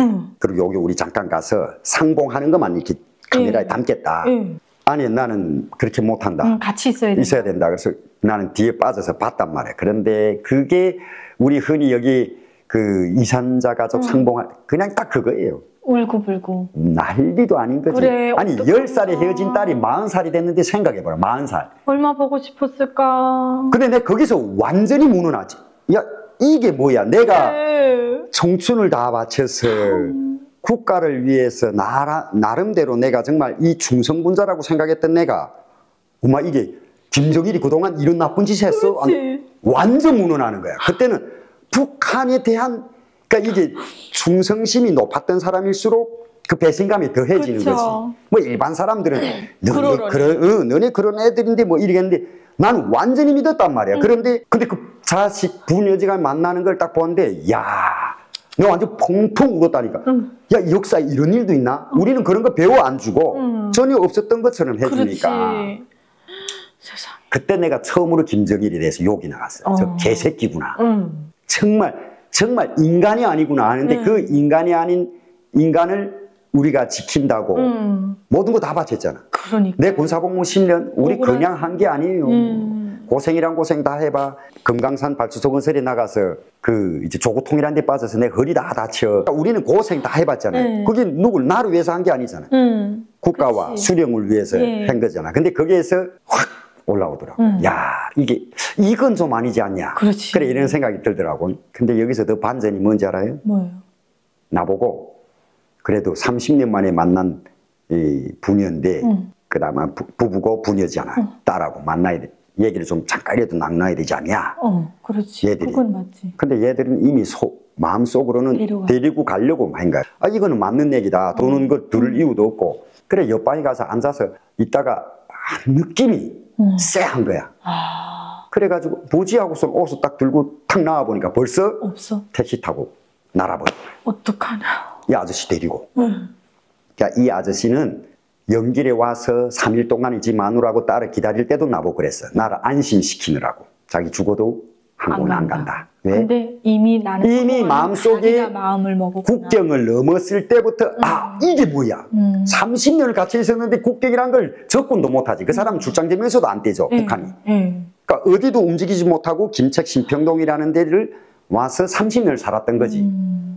근데 국경 딱 넘어서니까 이 사람 마음에 아, 이제는 내가 가야 되겠구나는 그게 지금 내가 생각해 보면 나도 두고 온 고향이 저기 있으니 나도 그런 조건만 주어진다고 하면 나도 가지 않겠나 하는 마음이 지금은 이해된다고. 근데 그때는 이 사람 마음을 모르고 아 진짜 야, 그 북한에 남겨진 가족들을 많이 걱정하는구나. 할아버지 그래도 돈이라도 많이 받아서 평생 저 가족들 위해 살았으면 좋겠다. 나도 이런 마음이었는데 이 사람 마음은 달랐던 거지. 그래서 데리고 심양대사관에 갔어요. 도망쳐버린 거. 그럼 나 어딜 가? 나왔는데. 어떡해. 이 아저씨가 심양대사관에 가서 들어가겠다고 했는데 이 대한민국의 외교관들이라는 게 얼마 전에 뉴스에 나오는 거 베트남에 가서 우리 국민이 이제 납치돼 가지고 외교관에다가 도움을 요청했는데 우리 외교관들이 그거 받아 안 줘 가지고 자기가 베트남 말을 모른다 하니까 무슨 구글 번역기를 돌려서 얘기를 해라 뭐 이렇게 했다는. 그러니까 지금도 그때부터 20년이 지난데도 국민을 지키기 위해서 외교관으로 나가 있는 거잖아. 그런데 이 심양 애들이 안 받아준 거야? 안 받아준 거지. 왜냐하면 미쳤다. 이제는 그 주민등록이 말소됐다. 근데 이 주민등록 확인하려고 보면 그러니까 이 사람 자기 주민등록이 있을 거 아니에요. 1971 무슨 몇 년 뭐 다 있을 거 아니에요. 근데 그 자체를 얘들이 검토를 인터넷 쳐보니까 없다는 거예요. 그러니까 못 받아준다는 게 우리나라 국민인가 확인을 못 하겠다는 게. 근데 그게 SBS, KBS 기자들이 있고 그런데도 그 자리에서 생방송이 한국이 다 돼버린 거지. 이 할아버지가 이마에다 붕대를 감고 서가지고 그러다 나니까 이 할아버지가 뭐 다 얘기를 해버린 거지. 며칠 날이 떠났고 어떻게 해서 누굴 통해 건너왔고 나 최정훈이란 사람은 한국 갈 생각도 없는데 이미 그냥 한국의 뉴스에 나와버린 거야 지금. 뭐 양강도 해산에 있는 2층짜리 집에 가서 하룻밤 묵고 뭐 국경경비대를 통해서 그러니까 이게 방영이 됐잖아요. 어떡해. 그럼 나는 이런 상황을 모르잖아. 지금 연길에서 할아버지를 잃고 방황하지. 이거 어떻게 해야 되지? 어떻게 해야 되지? 그러나 나는 돌아간다. 뭐 가서 솔직히 얘기하면 되지. 어떻게 하냐. 내 목적이 그게 아니었으니까 브로커애들을 그 나라에서 중국에서 꾸짖어 봐야 내가 할 수 있는 아무것도 없더라고. 그래서 내가 가겠다 해서 장배로 다시 들어갔어요. 2007년도 1월 3일 날에 들어갔는데 돈은 약속된 돈은 받았어? 못 받았지. 일단은 맞아. 브로커가 준다던 애들이 자기네도 못 받았다고 하면서. 그런데 내가 한국에 와서 알아보니 누구 말이 맞는지는 모르겠지만 일단 그 아줌마네는 다 줬다 이거야. 그래서 어쨌든 일전도 못 받고 엄마 그래. 장백에 갔지. 상황을 알아보려고 전화를 딱 했더니 그때는 따그다를 우리 집에서 가지고 있었고 아니 설 명절 전에 온다는 사람이 안 오니까 근데 이미 아버지 엄마는 감시를 받으니까 이 따그다를 우리 집사람한테 혹시라도 전화하면 하라고 준 거야. 우리 집사람 딱 1월 3일 날에 전화를 딱 받는데 네. 당신 넘어오면 안 돼. 어떡하냐. 당신 이젠 죽어 이러는 거야. 왜 그러냐니까 내가 거기다 공민증을 놓고 왔어요. 왜 놓고 왔냐면 애초에 나는 이 사람을 데리고 갈 생각이 없었으니까. 그렇지. 돌아가려고. 돌아가려고 했기 때문에 이 집 아줌마한테 믿음을 주기 위해서 정말 데리고 온다는 걸 믿음을 주기 위해서 공민증을 놓고 왔단 말이야. 그 할아버지 집에. 납북자 할아버지 집에. 근데 이 31일이 딱 되니까 안 오니까 할머니가 손수를 쳐버린 거지. 이게 김책 보위부가 온 게 아니라 국가안전보위부가 내려왔어요. 와. 중간까지 보고돼 버린 거지. 국가안전보위부장이 김정일이잖아요. 그렇지. 그때 당시에는 김정일이었지. 뭐 보위부장이 자리를 공석을 해놓고 김정일이가 다 맡아 했으니까. 엄마. 그래가지고서는 우리 집에 거의 한 30명이 내려왔어. 신발 신고 들어와서 막 그냥 아버지 엄마 따지고 그다음 내 언제 들어오나 해서 그 눈밭에서 애들이 잠복 서고 막 이랬단 말이야. 아버지 엄마는 보일 거 아니야. 이게 밖에 나가면 뭐 담배 피우는 것 같아도 그 상황에서 전화를 몰래 받은 거야. 우리 집사람이 따로 받았지. 그러니까 우리 집사람은 1월 3일이면 애들이 그 이제 TV를 바치잖아. 학교에. 그러니까 우리 아들이 9살인데 그 걸음 TV를 바치려고 학교로 갔단 말이야. 그러니까 집사람이 이제 핑계를 아들 데리러 간다. 9살이니까 그게 나와서 전화를 받은 거지. 못 온다는 거야. 그리고 이미 그래 못 가면 내가 한국 가야지. 이건 이미 결심이 섰던 거고. 그렇지. 아, 그거는 결심이 섰었어요? 그렇지. 나는 놓쳤으니까 이제는 그러나 내 고향이니까 저기서 받아주면 나는 가겠지만은 너네가 기어코 날 죽인다면 나는 갈 곳은 한국이다. 그렇지, 이렇게 생각을 했고. 그래가지고 가서 좋다. 그러면 아들을 데리고 집에 가지 말고 바로 넘어라. 사모님한테. 그러니까 자녀분은 한 분이었어요? 하나였지. 탈북하겠다면 우리 집사람 오겠어? 안 오지. 전혀 생각지도 않았던 얘기인데 뭐 그 전에 부부간에 막 야 우리 힘들면 탈북하자 이런 말을 했다 몰라라. 우리는 아주 그냥 거기서 남부럽지 않게 살았고 아주 빨갱이지만한의 가족인데 넘어라 하니까 자기는 못 넘어선다는 게 해서 아니 잠깐 내 영원히 못 갈 수도 있다 그 땅을. 그러니까 아들하고 내 당신 얼굴 한 번만 잠깐만 보고 넘어라 할 말도 있다. 그러니까 집사람 생각도 없이 그냥 넘어왔지. 아들 데리고 9살짜리. 그때는 강이 어렸으니까. 1월이니까 땅땅하지. 그래서 넘어선 걸 보고 얘기를 했지. 이제는 북한에 못 갈 것 같다. 그러니까 우리 어떻게 남수성 가면 어떠냐.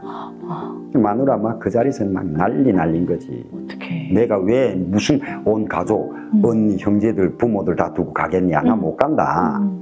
한 30분 설득을 했어. 나는 혼자는 가고 싶지 않고 난 너네 자식하고 마누라를 두고 이런 생리배는 하고 싶지 않다. 왜? 내가 그 상황을 봤었으니까. 때문에. 죽어도 안 되겠더라고. 내가 여기서 생리배를 하면 우리는 30년이 아니라 40년, 50년 돼도 못 만날 것 같더라고. 지금 그 현실이 됐잖아요. 국경 다 철조망 치고 지뢰를 다 묻어놨고. 그래서 설득을 진짜 정말 무릎 꿇고 설득했어요. 내 정말 잘해주마. 내 정말. 뭐 그건 사실 그 사기였지만은 그 손에 물도 안 묻히고 내 정말 잘해줄 거니까 가자 설득을 했어. 그래서 마누라하고 아들을 데리고 다시 연길까지 그 브로콜리 집에 갔어요. 장백에 있는 브로콜을 데리고. 네가 책임져야 된다. 이제는. 티가 이게 아니 조선에서 그래도 밀수를 하면 조금 살던 사람을 네가 이 상황 만들어 네가 차대라. 그러니까 대고 잘하셨어. 연길까지 갔죠. 갔더니 벌써 이미 국가안전보위부가 중국 나와 있는 국가안전보위부 요원들이라든가 중국 공안에다가 내 사진 다 돌려버린 거지. 그러니까 얘를 무조건 잡아야 된다. 얘들도 그 상황을 봤을 거 아니야. 자기네가 간이한 거니까. 내만 잡히면 자기는 다 죽거든. 간이 임신매매로 되는 거잖아. 임신매매로. 그래가지고 나를 조용해질 때까지 어디 숨어 살면 안 되겠냐. 그래서 나를 어디 데리고 가느냐. 우리 가족을 훈춘에 데리고 갔어요. 집을 하나 세려내가지고 여기서 지내면 상황이 나아지면 보내주겠다. 근데 거기에서 한 달, 2달, 3달 이렇게 했는데 아직도 안 된다 하는 게 9개월이 있은 거지. 피가 말랐겠다. 피가 말랐다는 정도가 아니죠. 더 웃기는 게 그 집에 MBC 애들이 또 한 번 촬영하러 왔었어. 그러니까 왜냐하면 이 아저씨가 이미 나에 대해 존재를 얘기했고 내가 그 사람 때문에 지금 북한에 갈 수 없는 상황이고 탈북에 있다는 걸 알아가지고 MBC 애들이 온 거예요. 몰래 카메라를 들고. 우리 아들이 9살인데 저 창밖을 내다보는 거 다 짓고. 근데 이놈들이 그 뉴스를 그렇게 내보내도 돼요? 보호를 먼저 해야지. 맞아, 그렇지. 그런데 뭐 후에 한국 왔을 때 이런 사람들이 있었어요. 그거에 대해서 명예훼손이라든가 손해배상 요구하는데 나는 그런 싸움을 하기 쉽질 않아. 데려오다 나니까 온 가족이 피해를 입어서 지금 중국 어디 모처에서 이렇게 하고 있다는 뉴스로 또 이제 이제 내보낸 거지. 도무지 안 되겠더라고. 얘들이 우리를 한국을 보내려고 하는 게 아니구나. 여기 그냥 앉아있다가 얘들 믿고 앉아있다가 잡히면 그때는 나는 그냥 총살이라는 정도가 온 가족을 그냥 아작을 내버리는데 뉴스로 내보낸 북한이 알아서 찾아가라는 거 아니야? 그렇지. 근데 위치는 알려는 안 좋지만 어쨌든 제가 중국에 있다는 게 북한 애들 다 봤을 거 아니야. 김정일이 뭐 24시간 남조선 방송 보는 애인데 아니 실제 그게 진짜 제대로 하자면 그걸 취재하기 전에 먼저 빼내가고 나중에 상황을 취재하는 게 맞는 거 아니에요? 그렇죠. 근데 그때 당시까지만 해도 우리는 뭐 한국에 오니까 인권, 명예훼손, 손해배상 알지 뭐 북한이 그런 거 알아요? 모르죠. 그래가지고 이제는 여기서 우리가 이제 목숨 걸고 도망을 쳐야 되겠구나. 그래서 9개월 있다가 도무지 안 되니까 가족을 데리고 그 브로커들도 모르게 그 집을 비우고 도망을 쳤지. 그 훈춘에서 연길시내를 나와가지고 연길시내에서 고맙게도 그 한족하고 사시는 우리 북한분을 여자분을 만났어요. 근데 이분도 딸을 데리고 북한 탈북해서 한족하고 살면서 돈을 조금 못 하다가 이제는 기회가 됐다고 생각하니까 한국 가려고 하던 사람이었단 말이에요.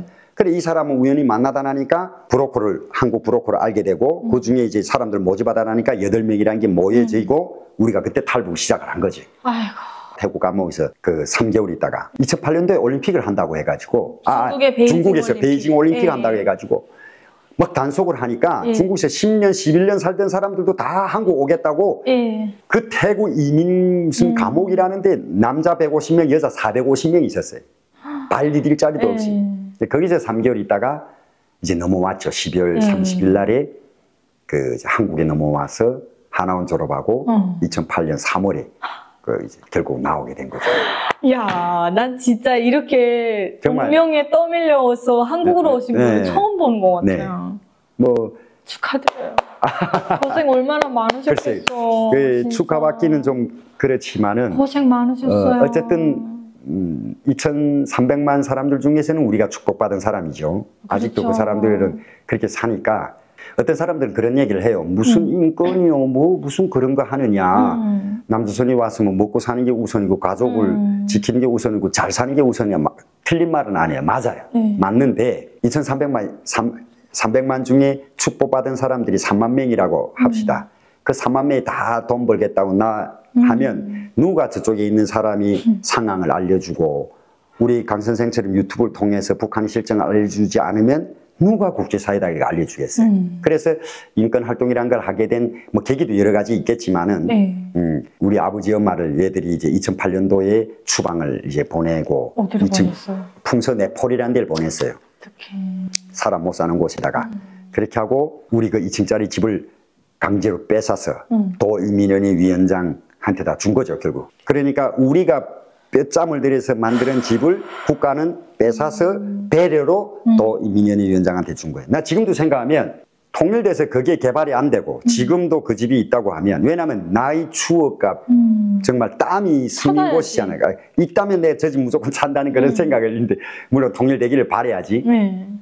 그런 마음을 있는데 그때 당시에 막 추방되고 막내 동생 총살되고 막 이런 상황이 있다니까. 뭐야 막내 동생 총살당했어요? 우리는 아들만 사형제인데 그러니까 내가 이 길 온 것 때문에 감옥에다 넣고 그래 총살당했다 들었는데 후에 15년 지난 이후에 보니까 감옥에다 넣었다가 내가 이제 그 어떤 뇌물과 권력과 이런 지인들 통해서 걔를 빼돌릴 것 같으니까 함흥국교에서 평양 강동교도소로 이관했더라고.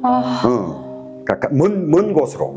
함흥까지는 우리가 연락을 취할 수 있잖아요. 근데 평양 강동교도소라고 거기다 이관했는데 거기에서 이제 그 애가 총살당했다. 나 이렇게 들었지 2011년도에. 그런데 그게 아니라 이제 거기서 너무 얘만 딱 집중적으로 감시하고 너무 이 남한에 도망친 사람 중에도 악질 중에 악질이 동세라고 해가지고 흘러나니까 애가 영양실조 와가지고 죽게 되니까 밖에 내놨다고서 내가 들었어요.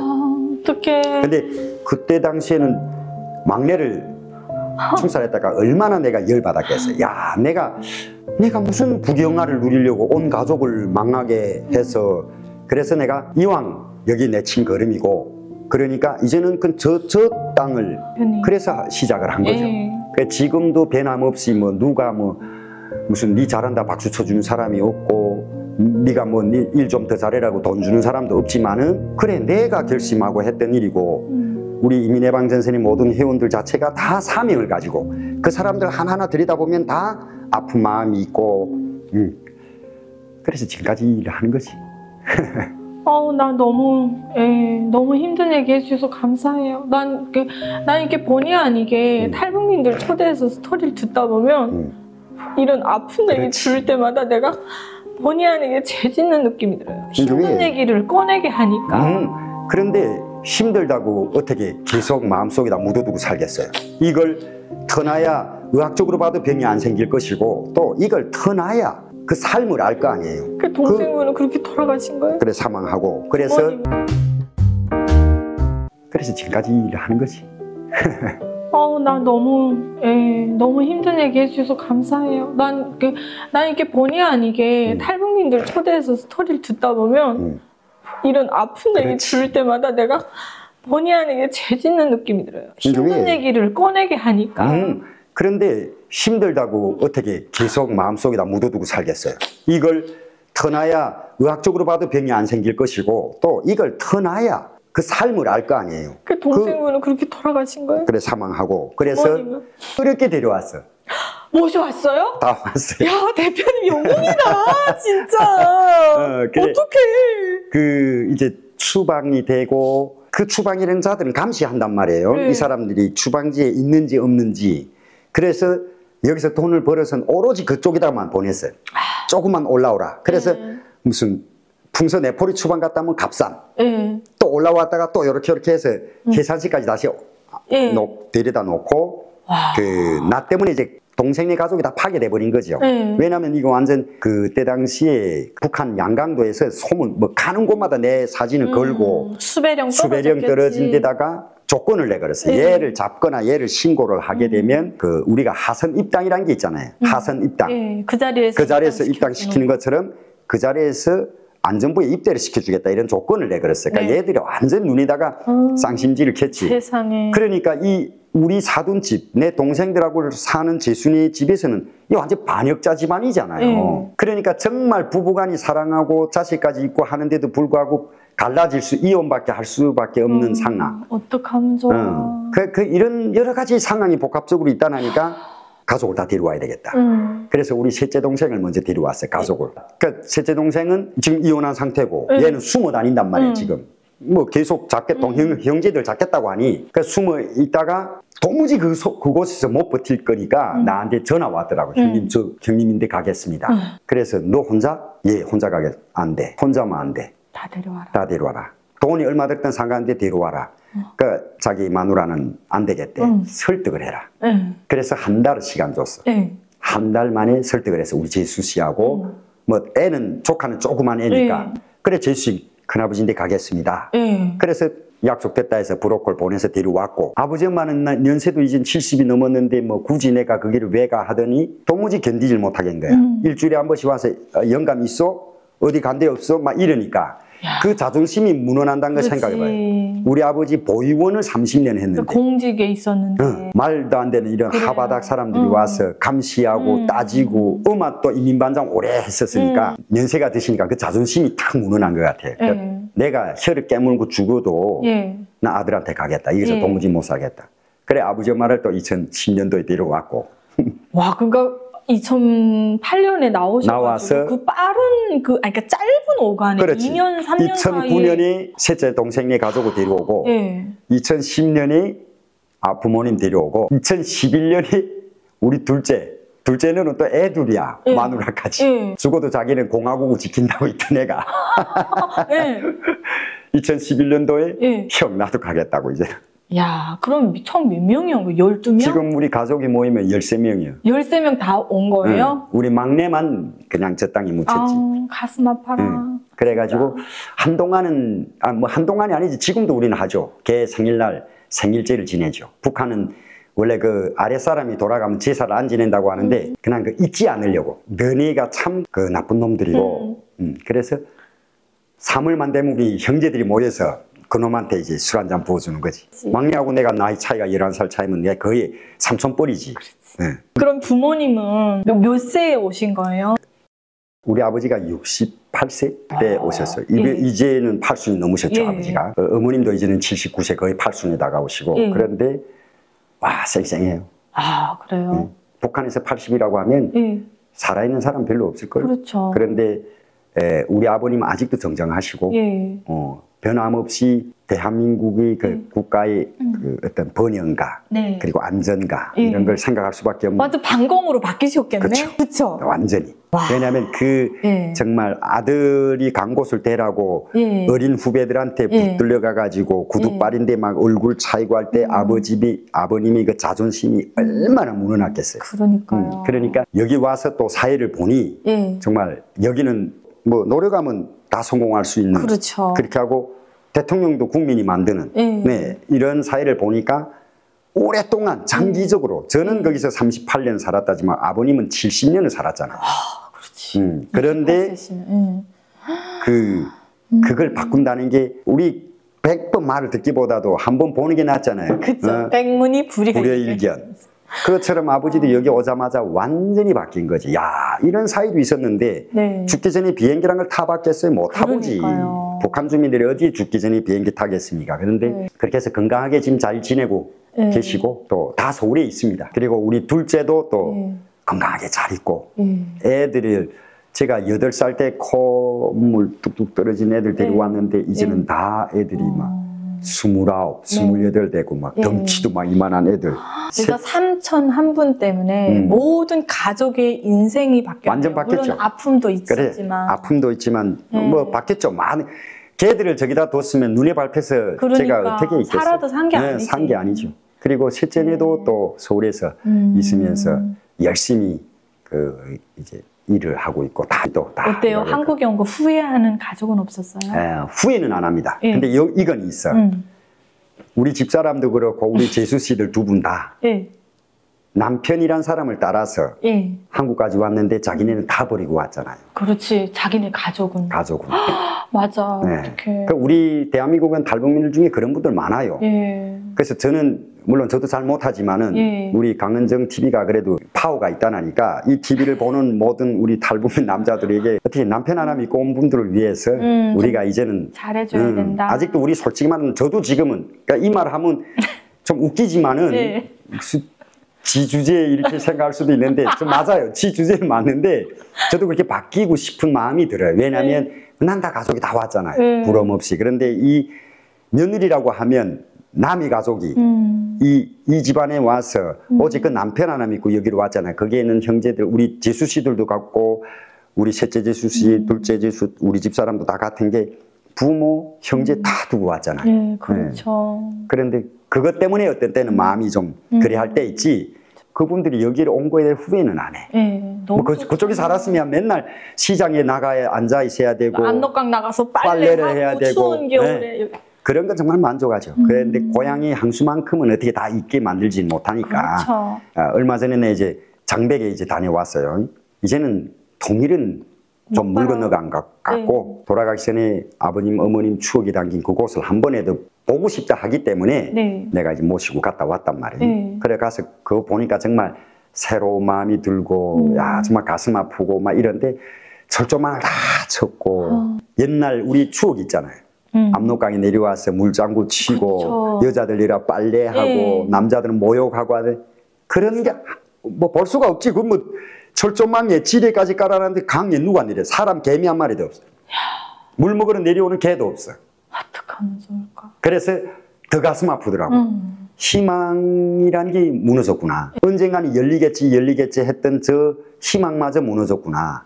근데 뭐 아직까지 우리는 바라볼 수 있는 거는 그냥 저 독재가 무너나면 언젠가는 그 철조망도 걷어내면 되는 거고 지뢰도 다 뽑아내면 되는 거지만은 독재에도 끝은 있으니까. 지금 생각했을 때는 데려올 수 있는 사람 못 데려오고 보고 싶은 걸 못 보는 이 상황까지 왔구나.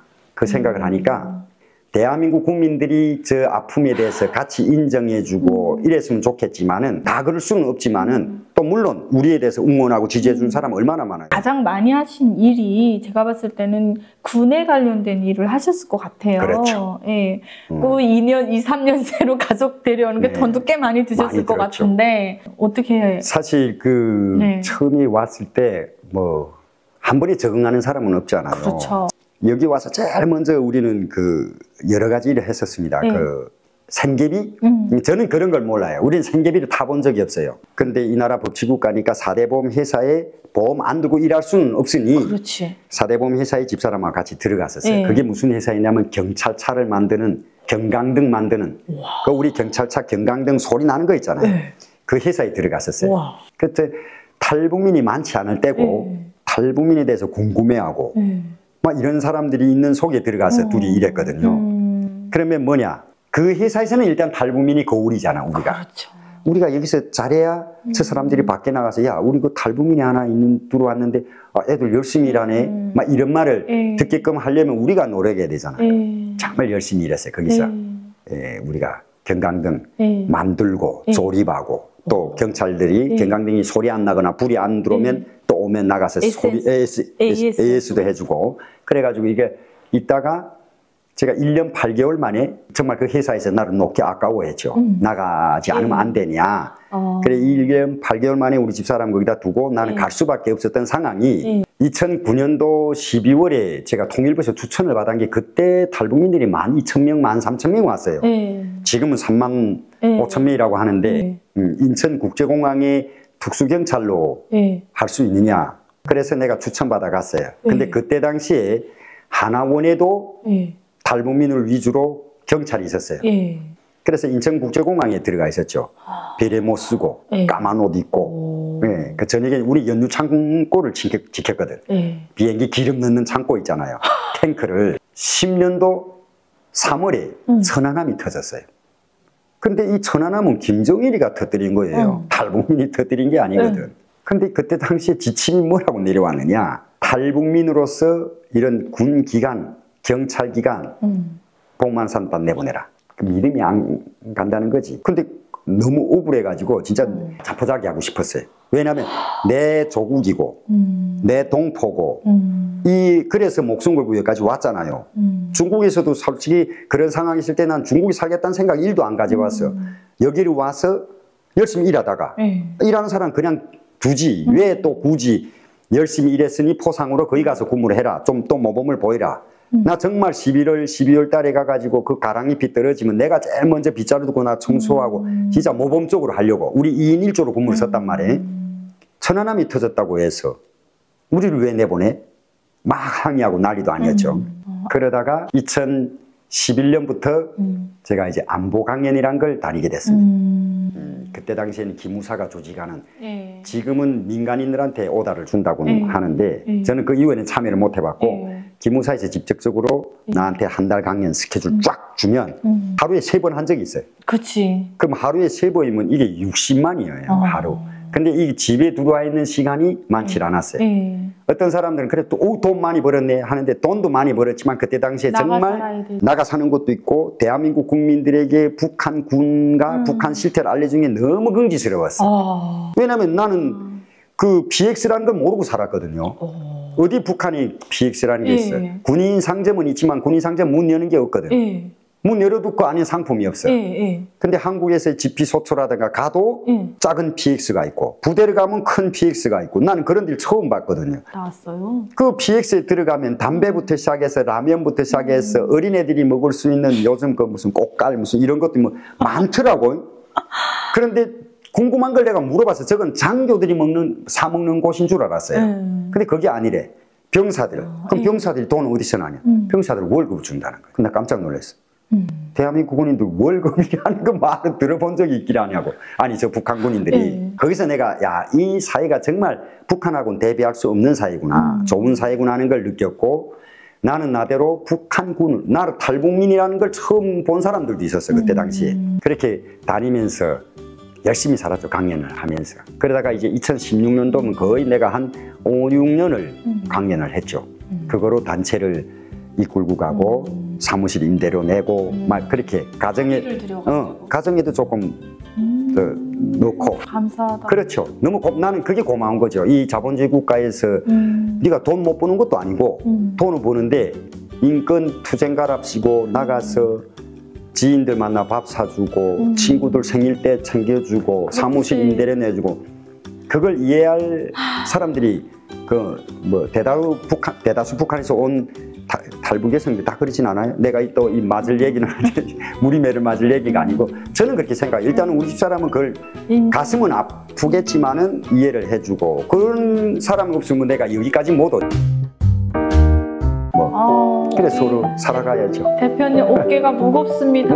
지금도 무거운데 키도 안 큰데 좀 어깨 분명히 하늘로부터 사명이 그냥 이렇게 떠밀려서 온 거예요. 그래 저는 그렇게 교회는 열심히는 안 다닙니다. 그런데 강 선생님 말씀대로 진짜 무슨 이게 운명이라든가 사명이라는 건 정해졌다고 저는 봐요. 하늘에서 계시를 줬거나 너는 무조건 이 길로 가야 된다.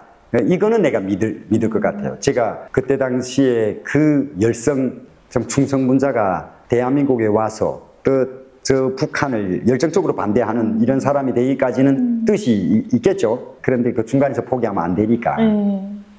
그래서 하고 있어요. 어쨌든 열심히 사셨네요. 그러시면 그 한국 군인들 봤을 때 이 강의도 좀 다니시고 하면서 한국 군 체계와 북한 군 체계를 비교해 놓고 봤을 때 우리 이 영상을 보시는 군인들 있을 수 있으니까 좀 궁지감을 가지라고 우리 어떤 점들이 훌륭한지 또 우리가 어떤 것들을 경계해야 되는지를 좀 말씀해 주셨으면 좋겠어요. 일단은 대한민국 군인들은 군사복무 연한수가 일단 짧아요. 북한 사람들은 10년을 군사복무 하잖아요. 여기에서 체력적인 부분에서는 북한 사람들이 잘 못 먹었다가 하면 체격은 작을 수는 있어요. 그런데 그 군 전투력 의지 이런 거는 우리 대한민국 군인들보다는 좀 월등하겠죠. 일단은 그렇겠죠. 왜냐하면 군사복무 10년, 그러니까 연한 차이가 그래 한 곳에서 오랫동안 같은 직종에서 근무를 하면 그 사람들이 베테랑이 돼버리는 거나 똑같은 거고 그러나 또 그거는 단점이겠지만은 대한민국 군인들에게 그만큼 또 장점이 많죠. 여기 대한민국 군인들을 군사복무도 짧고 여기는 폭행, 구타 생각도 못하죠. 큰일 나는 거죠. 우리는 3년 내내 맞았어요. 지금도 그런 폭행이 이루어져. 근데 그게 군 기강을 잡는데 꼭 필수라고 생각하는 게 북한이야. 그러니까 이 뭐라고 해야 될까? 전 세계적으로 이 생각 자체가 조금 뒤떨어진 곳이죠. 그래가지고 진짜 3년 동안이 맞았어요. 우리는 분화를 신고 막 때리니까 우리는 총박죽이라 그랬는데 여기 한국에서는 총개머리판이라 그래요. 뭐 상관없어 막 쳐 그냥 그거로. 그러니까 저도 막 병사 때 한 줄 겨우 박았을까? 그때 상등병 때죠. 나보다 4년 윈 구대원한테 그 총 여기 맞아 저는 지금도 여기에 이렇게 누르면 상처가 있어 알이 져가지고. 그러니까 그런 게 지속적으로 이루어지는 게 저 북한이고 대한민국 군인들이 얼마나 행복해요. 요즘에 군사 훈련이 강도가 높아도 요즘에는 안 돼. 그래서 그러니까 한마디로 뭐냐면 여기는 사람이 중심 사회고 모든 걸 다 첨단 기계로 전쟁도 첨단화하겠다 이거니까 그렇지만은 북한은 인원수 재래식 무기를 가지고 이 기강을 가지고 군 병력을 가지고 하겠다는 거고 그러니까 차이가 있는 거죠. 그래서 대한민국 군인들은 너무 행복한 거예요. 군사복무 지금 1년 뭐 얼마나 한다는지 나 그래서 우리가 들었을 때는 영상 보시는 분들은 쟤들이 우리 군을 우습게 보나 이게 아니고 우리가 봤을 때는 의의가 없는 거죠. 그치 북한 군이 봤을 때는 놀러 그렇죠. 가나? 10년을 군사복무를 한 사람들이 10년도 적은 거 아니에요? 원래 13년이었는데 뒤에서 올리고 10년으로 줄어드는 걸로 13년을 했댔는데 13년을 하니까 제대 될 때 애를 막 안고 가는 사람들이 있어. 30살이잖아요. 그러니까 원래 이게 좋아하던 여성이 낳고 그래서 이게 안 되겠다 해서 이걸 시범 케이스로 한 2년인가 3년인가 했어. 그러다가 이제 다시 10년으로 내려갔는데 우리 대한민국 국민들은 그만큼 우리 전 세계에서 정말 몇 안 되는 손가락이 꼽히는 발전된 나라잖아요. 국방력도 그렇고 모든 게 발전된 나라라 그냥 긍지감을 가지고 전쟁은 사람이 하는 게 아니라 첨단 무기를 가지고 한다 이런 개념으로 그러다 보니까 우리는 군병력도 점점 줄이고 군사 우리 통일만 되면 한 3개월씩 하겠죠. 그렇죠. 그래서 그렇다는 걸 제가 느꼈고 그리고 가장 내가 여기 갔을 때 느꼈던 건 뭐냐면 북한군 키는 거의 80을 넘는 애들이 없어. 고루로 해요. 넘는 애들이 있겠죠. 중간중간. 뭐 김정은이 옆에 경호선 애들도 북한군이잖아요. 그거는 선택된 애들이고 그냥 평상시 키가 1m 75야. 그런데 여기 군인들은 모든 사람들이 한결같이 덩치가 커. 그러니까 좋은 사이에서 태어났고 영양이 좋고 그리고 좋은 데서 군사복무를 하고 있고 그 모든 게 보장되는 곳에 군사복무하는 거기에서 정말 부러웠어요. 야, 북한군도 언제면 저렇게 저런 월급 타면서 PX에 가서 자기 먹고 싶은 음식, 피우고 싶은 담배 자유롭게 군사복무를 할 수 있을까? 이걸 많이 느꼈고 정말 그 이제 그 부패식으로 나오잖아요. 제가 일주일 동안 토 일요일 내놓고 계속 강연 다녔으니까 그 월화수목금이 같은 밥이 안 나와 반찬이. 네, 그래서 내가 정말 대단하다 정말. 그러니까 저도 이제 가서 직접 이제 군인들하고 그 식판 들고 가서 이제 먹고 싶은 거 골라서 먹는데. 그것도 여긴 또 자율로 떠먹잖아. 네, 떠먹잖아. 먹고 싶은 만큼.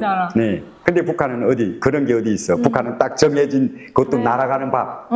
밥 주고 가지고 밥알을 세워 가지고 많아 보이게 흉내를 내는 거지. 그러니까 모래산을 쌓는 거지. 한번 이 숟가락으로 누르면 그릇이 다 들어가 자자들고 없어. 뭘 제일 맛있게 드셨어요? 저는 그 장조림 있잖아. 무슨 소고기 장조림? 소고기 장조림인데 그 메추리 알이 조금씩 있었고 그 군부대 장조림 왜도 그렇게 맛있대 그게. 그래 저 뭐 부대 가면 물어봐요. 아, 오늘은 혹시 장조림이 없냐고. 그 정도로. 그 정도로. 왜냐면 이제 매주마다 다르니까 오늘은 장조림이 없더라고. 그래 물어봤더니 그 나오는 주가 있는데 지휘관들하고 같이 밥 먹다 나니까 교육이 끝난 다음에 그러다니까 지휘관들 야 그 안에 장조림 남은 게 지금 가져오라 하면 또 가져다. 뭐 그렇게 그러니까 나는 장조림을 제일 좋아했어. 어떻게 장조림을 선물해 주셔야 돼요? 아니 그게 아니라 그냥 그렇게 질문을 하시니 뭐 그 장조림뿐만 아니라 더 좋은 음식도 많았죠. 근데 내가 워낙 또 그 까다롭지는 않은데 뭐 딱 좋아하는 음식이 정해져 있다니까 내가 그게 추억이 있는. 그것도 또 시장에서 파는 장조림보다 더 맛있었어. 그러니까 그 정도로 나라를 지키는 군인이니까 그렇죠. 나라에서 이렇게 그냥 뭐 용량까지 따져가면서 뭐 오늘은 뭐 식이섬유 채소라면 내일은 단백질. 아유 세상에 정말 좋은 데서 태어나서 행복한 대한민국입니다. 행복한 대한민국 군인들이에요 또. 거기 강의 나가셨을 때 혹시 군 무기 이런 거 보셨어요? 그러니까 이제 포병 부대 가면 포도 보고 다 본단 말이에요. 그런데 우리가 북한 재래식 무기하고 비교했을 때 야 이거 대단하다고 평가할 정도로 우리는 구체적으로는 못 보죠. 그렇죠. 뭐, 비밀이니까. 뭐 어찌됐든. 그런데 뭘 봤냐면 여기 대한민국의 K2 소총을 봤어요. 야, 그런데 경량화가 돼 있었고 정말 총을 잘 만들었다. 그 직접 제가 총알이 없는 총도 한번 만져도 봤단 말이에요. 또 GP 소초까지도 올라가 봤어요. 저 북한하고 딱 마주 보는. 근데 그 소초 자체가 너무 또 안에 잘 돼 있고 군인들이 정말 위험한 곳에서 군사복무를 하면서 또 북한이 치는 그 침범을 잘 감시할 수 있게끔 모두 환경이 잘 돼 있고 막 그런 거는 봤는데 제가 한번 군부대에 가서 그 사단장이 강연을 내가 온다고 하니까 오늘은 직접 앉아서 창간 교육을 하겠다 이렇게 하고서 이제 온 적이 있어요. 그래서 제일 앞에 앉아서 했는데 그때 당시에 우리가 한국하고 일본하고 관계가 되게 나쁠 때예요. 그 강의를 받는 군인들 속에서 이제 질문을 받는단 말이에요. 2시간을 강연을 하기 전에 1시간 한 20분 그때 강의를 좀 맞춰주시고 나머지는 질문 좀 받으시면 안 되겠습니까? 이런 제안이 들어왔기 때문에 오케이, 네, 그러면 강의도 기본 요점만 얘기하고 1시간 20분 맞춰주마. 그래, 1시간 20분 했어요. 그 나머지 40분 이제 질문 시간이잖아요. 다 물어봐요. 뭐, 북한에 뭐 연애라는 게 있습니까? 그래서 이 사람아, 내 우리 집 사람하고 10년 연애를 살았어. 막 이런 장난, 이런 얘기도 하고. 그래가지고 했는데, 한 군인이 일어나서 이렇게 얘기를 하더라고. 강사님이 보셨을 때는 한국하고 일본이 그러니까 싸움을 한다면 누가 이길 것 같습니까? 이러더라고. 이거 황당한 질문이잖아. 그 사단장 눈빛을 내리다 보니까 사단장이 괜찮다고. 강사님이 생각하는 대로 솔직히 얘기하라고. 그럼 당연히 한국이 이긴다고 말해야 좋아하죠. 그렇지. 근데 내가 그랬어요. 한국하고 일본이 바다에서 싸우면 한국은 일본 절대로 못 이긴다 그랬어요. 당연한 이치예요. 왜요? 한국도 삼면이 바다잖아요. 네. 일본은 사면이 바다예요. 아, 그러니까 그쪽에 어떤 발전이 더 돼 있다. 그때 그래 왜 해군력에 대해서 물어봤냐면 당시에 그 일본에서 독도를 자기네 땅이라고 주장을 하면서 항공모함 띄워놓고 막 뭐 그런 상황이었어요. 그러니까 그때 당시에 조건이, 그러니까 이 국제사회의 정세가 그러니까 아마 군인이 물어봤나 봐요. 아, 독도는 우리 땅이지, 당연히. 그러니까 그걸 물어본 게 아니라, 그러니까 그 이슈에 그 이슈에 대해서 물어보느라고 자기네는 당연히 일본하고 싸워서 바다 해군력은 일본보다 앞섰다고 생각했는데 저 북한에서는 강사 생각은 어떤가 해서 물어봤나 봐요. 근데 저는 그냥 솔직히 얘기했어요. 일본하고 해전을 해서는 절대로 못 이긴다. 지금 해군력을 가지고는 못 이긴다 그랬어요. 일본하고 한국이 우리 그 군사정보 공유를 하다가 저 어느 정권 때 이제 그걸 막아버렸잖아요. 군사정보 공유를 왜 하는지 알아요? 왜요? 북한 애들이 미사일을 쏘면 한국군은 몰라. 일본 애들은 먼저 알아요. 왜냐하면 해상에 떠 있는 모든 배가 집이라니까. 한마디로 우리가 집에 있으면 와이파이가 되고 밖에 나가면 안 되는 것처럼 그 사람들은 모든 걸 위성을 통해서 날짜, 장소 이게 도착하는 도착지까지 다 알아. 그래서 항상 대한민국에서 북한이 미사일 쐈다 뉴스 나오잖아요. 이거는 한일 군사보호 협정에 의해서 일본 애들이 먼저 제공을 해주는 거예요. 오늘 알았네요. 몰랐어요. 그렇죠. 그래서 그런데 사단장이 일어나서 인정을 했어. 그 말 듣고. 맞다. 지금 해군력 가지고는 일본 절대로 못 이긴다. 우리가 좀 더 발전도 해야 되겠고 첨단 무기로 더 업그레이드 해야 되겠지만은 일본은 그렇게 됐다 이런 얘기도 한 적이 있었고. 그러니까 그만큼 대한민국은 진짜 질의응답도 자유롭고. 얼마 내가 그 말을 했다가는 놀랍다 진짜. 다음번에 야채 강연 나오게 하지 마라 하면 밥줄이 끊기는 거잖아요. 그렇죠. 근데 솔직할 땐 솔직히 해야 돼. 왜? 나라를 지키는 군인들이기 때문에. 그렇지, 정확히. 무슨 허황한 자부심 의미가 없어요. 싸워서 분명 질 것 같은데 그 자부심이 뭔 의미가 있어요. 그렇지. 그거 하고 어떤 분은 또 북한군하고 싸우면 이길 수 있냐고 물어봐요. 이거 나도 궁금하다. 이게 되게 저는 당연히 한국군이라고 생각해요. 저도 지금 이 자리에서는 그렇게 얘기를 할 수 있는데 싸우면 붙어봐야 알잖아요. 언제 우리가 한미가 이제 53년도, 52년도 저 백두산까지 올라갔다가 밀려 들어올 줄은 어떻게 알았어? 총도 아무것도 없는 중공군이 20만 명이 막대기 들고 넘어왔는데 걔들한테 밀려서 38선 내주기를 어떻게 알았겠어요? 몰라, 그거는. 모르는데 이런 질문이 들어올 때 너무 당황스러운 거예요. 왜냐면 뭐 유튜브 보시는 분들도 아시겠죠. 내 심정을 이해를 해달라고 제가 뭐 설득시키는 건 아니지만 저 군사복무 10년을 북한에서 했잖아. 그렇죠. 그럼 나는 진다고 하면 내 군사복무 10년은 뭔데?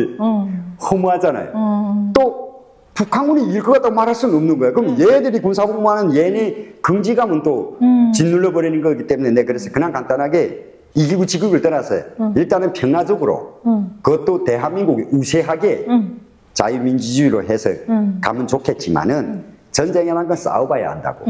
지구 이기국보다도 전쟁이 일어나면 일단은 피해가 있을 것이고 그러면 애매한 사람들이 죽을 것이고 그런데 가장 중요한 거는 평화라는 게 그저 오는 게 아니다. 총대 위에 평화가 있다. 제가 그 얘기를 했어요. 북한에 이런 노래 있잖아요. 우리의 총창 위에 평화가 있다. 정답이 북한 애들만이 틀리는 거 아니에요. 이게 세면 알아서 굴복하는 거 그게 평화인 거야. 그게 평화지. 군사력이 세고 그게 세야만이 평화가 되는 거지. 그래서 그 얘기를 해줬지.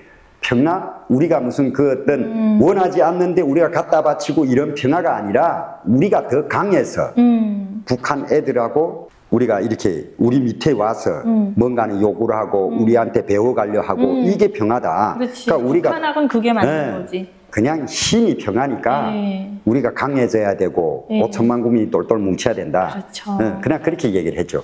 그래서 지금 생각해 보면 아마 우리 대한민국 군인들이나 군 관계자들도 인정을 해야 되는 게 인정을 안 하면 결국 지는 거예요. 인정이라는 건 뭐냐면 패배를 해도 패배를 했다 인정하고 강하면 강하다 인정을 해야 되는 게 2030년도에 가면 대한민국의 국군 수가 35만 명이 된대요. 저출산 때문에. 그런데 북한은 110만이야. 안 줄어들지. 거기 뭐든 갖다 채워넣으니까. 50이라도 나가라고 그럴걸? 어찌 머릿수는 무조건 100만을 줄이질 않아요. 그러니까 이러니까 인원수에서도 벌써 2배, 3배가 돼버리는 거예요. 그러니까 그게 조금 안타까운 거지. 그 전에 뭔가는 우리가 해야 되겠지만은. 그 전에 무너져야지. 무너지기를 기도하겠지만은. 그래서 참 그게 어떤 때는 안타까울 때가 있어요. 이러다가 예. 정말 쟤들이 오늘 아마 10월 10일 저 북한의 노동당 창건일이잖아요. 맞아요. 오늘 10월 10일이에요. 오늘 뭐 열병식을 한다는 얘기가 있더라고. 네. 나는 저게 미친 짓이라고 생각하는 게 10월 10일 날에 열병식을 하자면 열병식만 하겠어요? 집단 체조부터 그걸 환영하는 네. 군중까지 동원시키자면 얼마나 많은 국가 자금을 투자를 해야 되겠고 제가 왜 그런 짓을 하느냐 나는 그거예요. 너 그딱 북한에서 대단한 건 아는데 굳이 그걸 그렇게 허세를 부려가지고 잘 산다며 하는 건 누가 말을 안 해. 북한 주민이 근데 이거는 지나라 국민이 잘 믿기지도 못하며 저런 허세 또 전 세계 공산국가 나라 수반들은 다 불렀다고 하니 그래서 내가 참 기분이 더럽네요. 네? 진짜 오늘이 10월 10일입니다. 그날이네. 이것도 운명이요. 이것도 운명이야. 아니 그러시면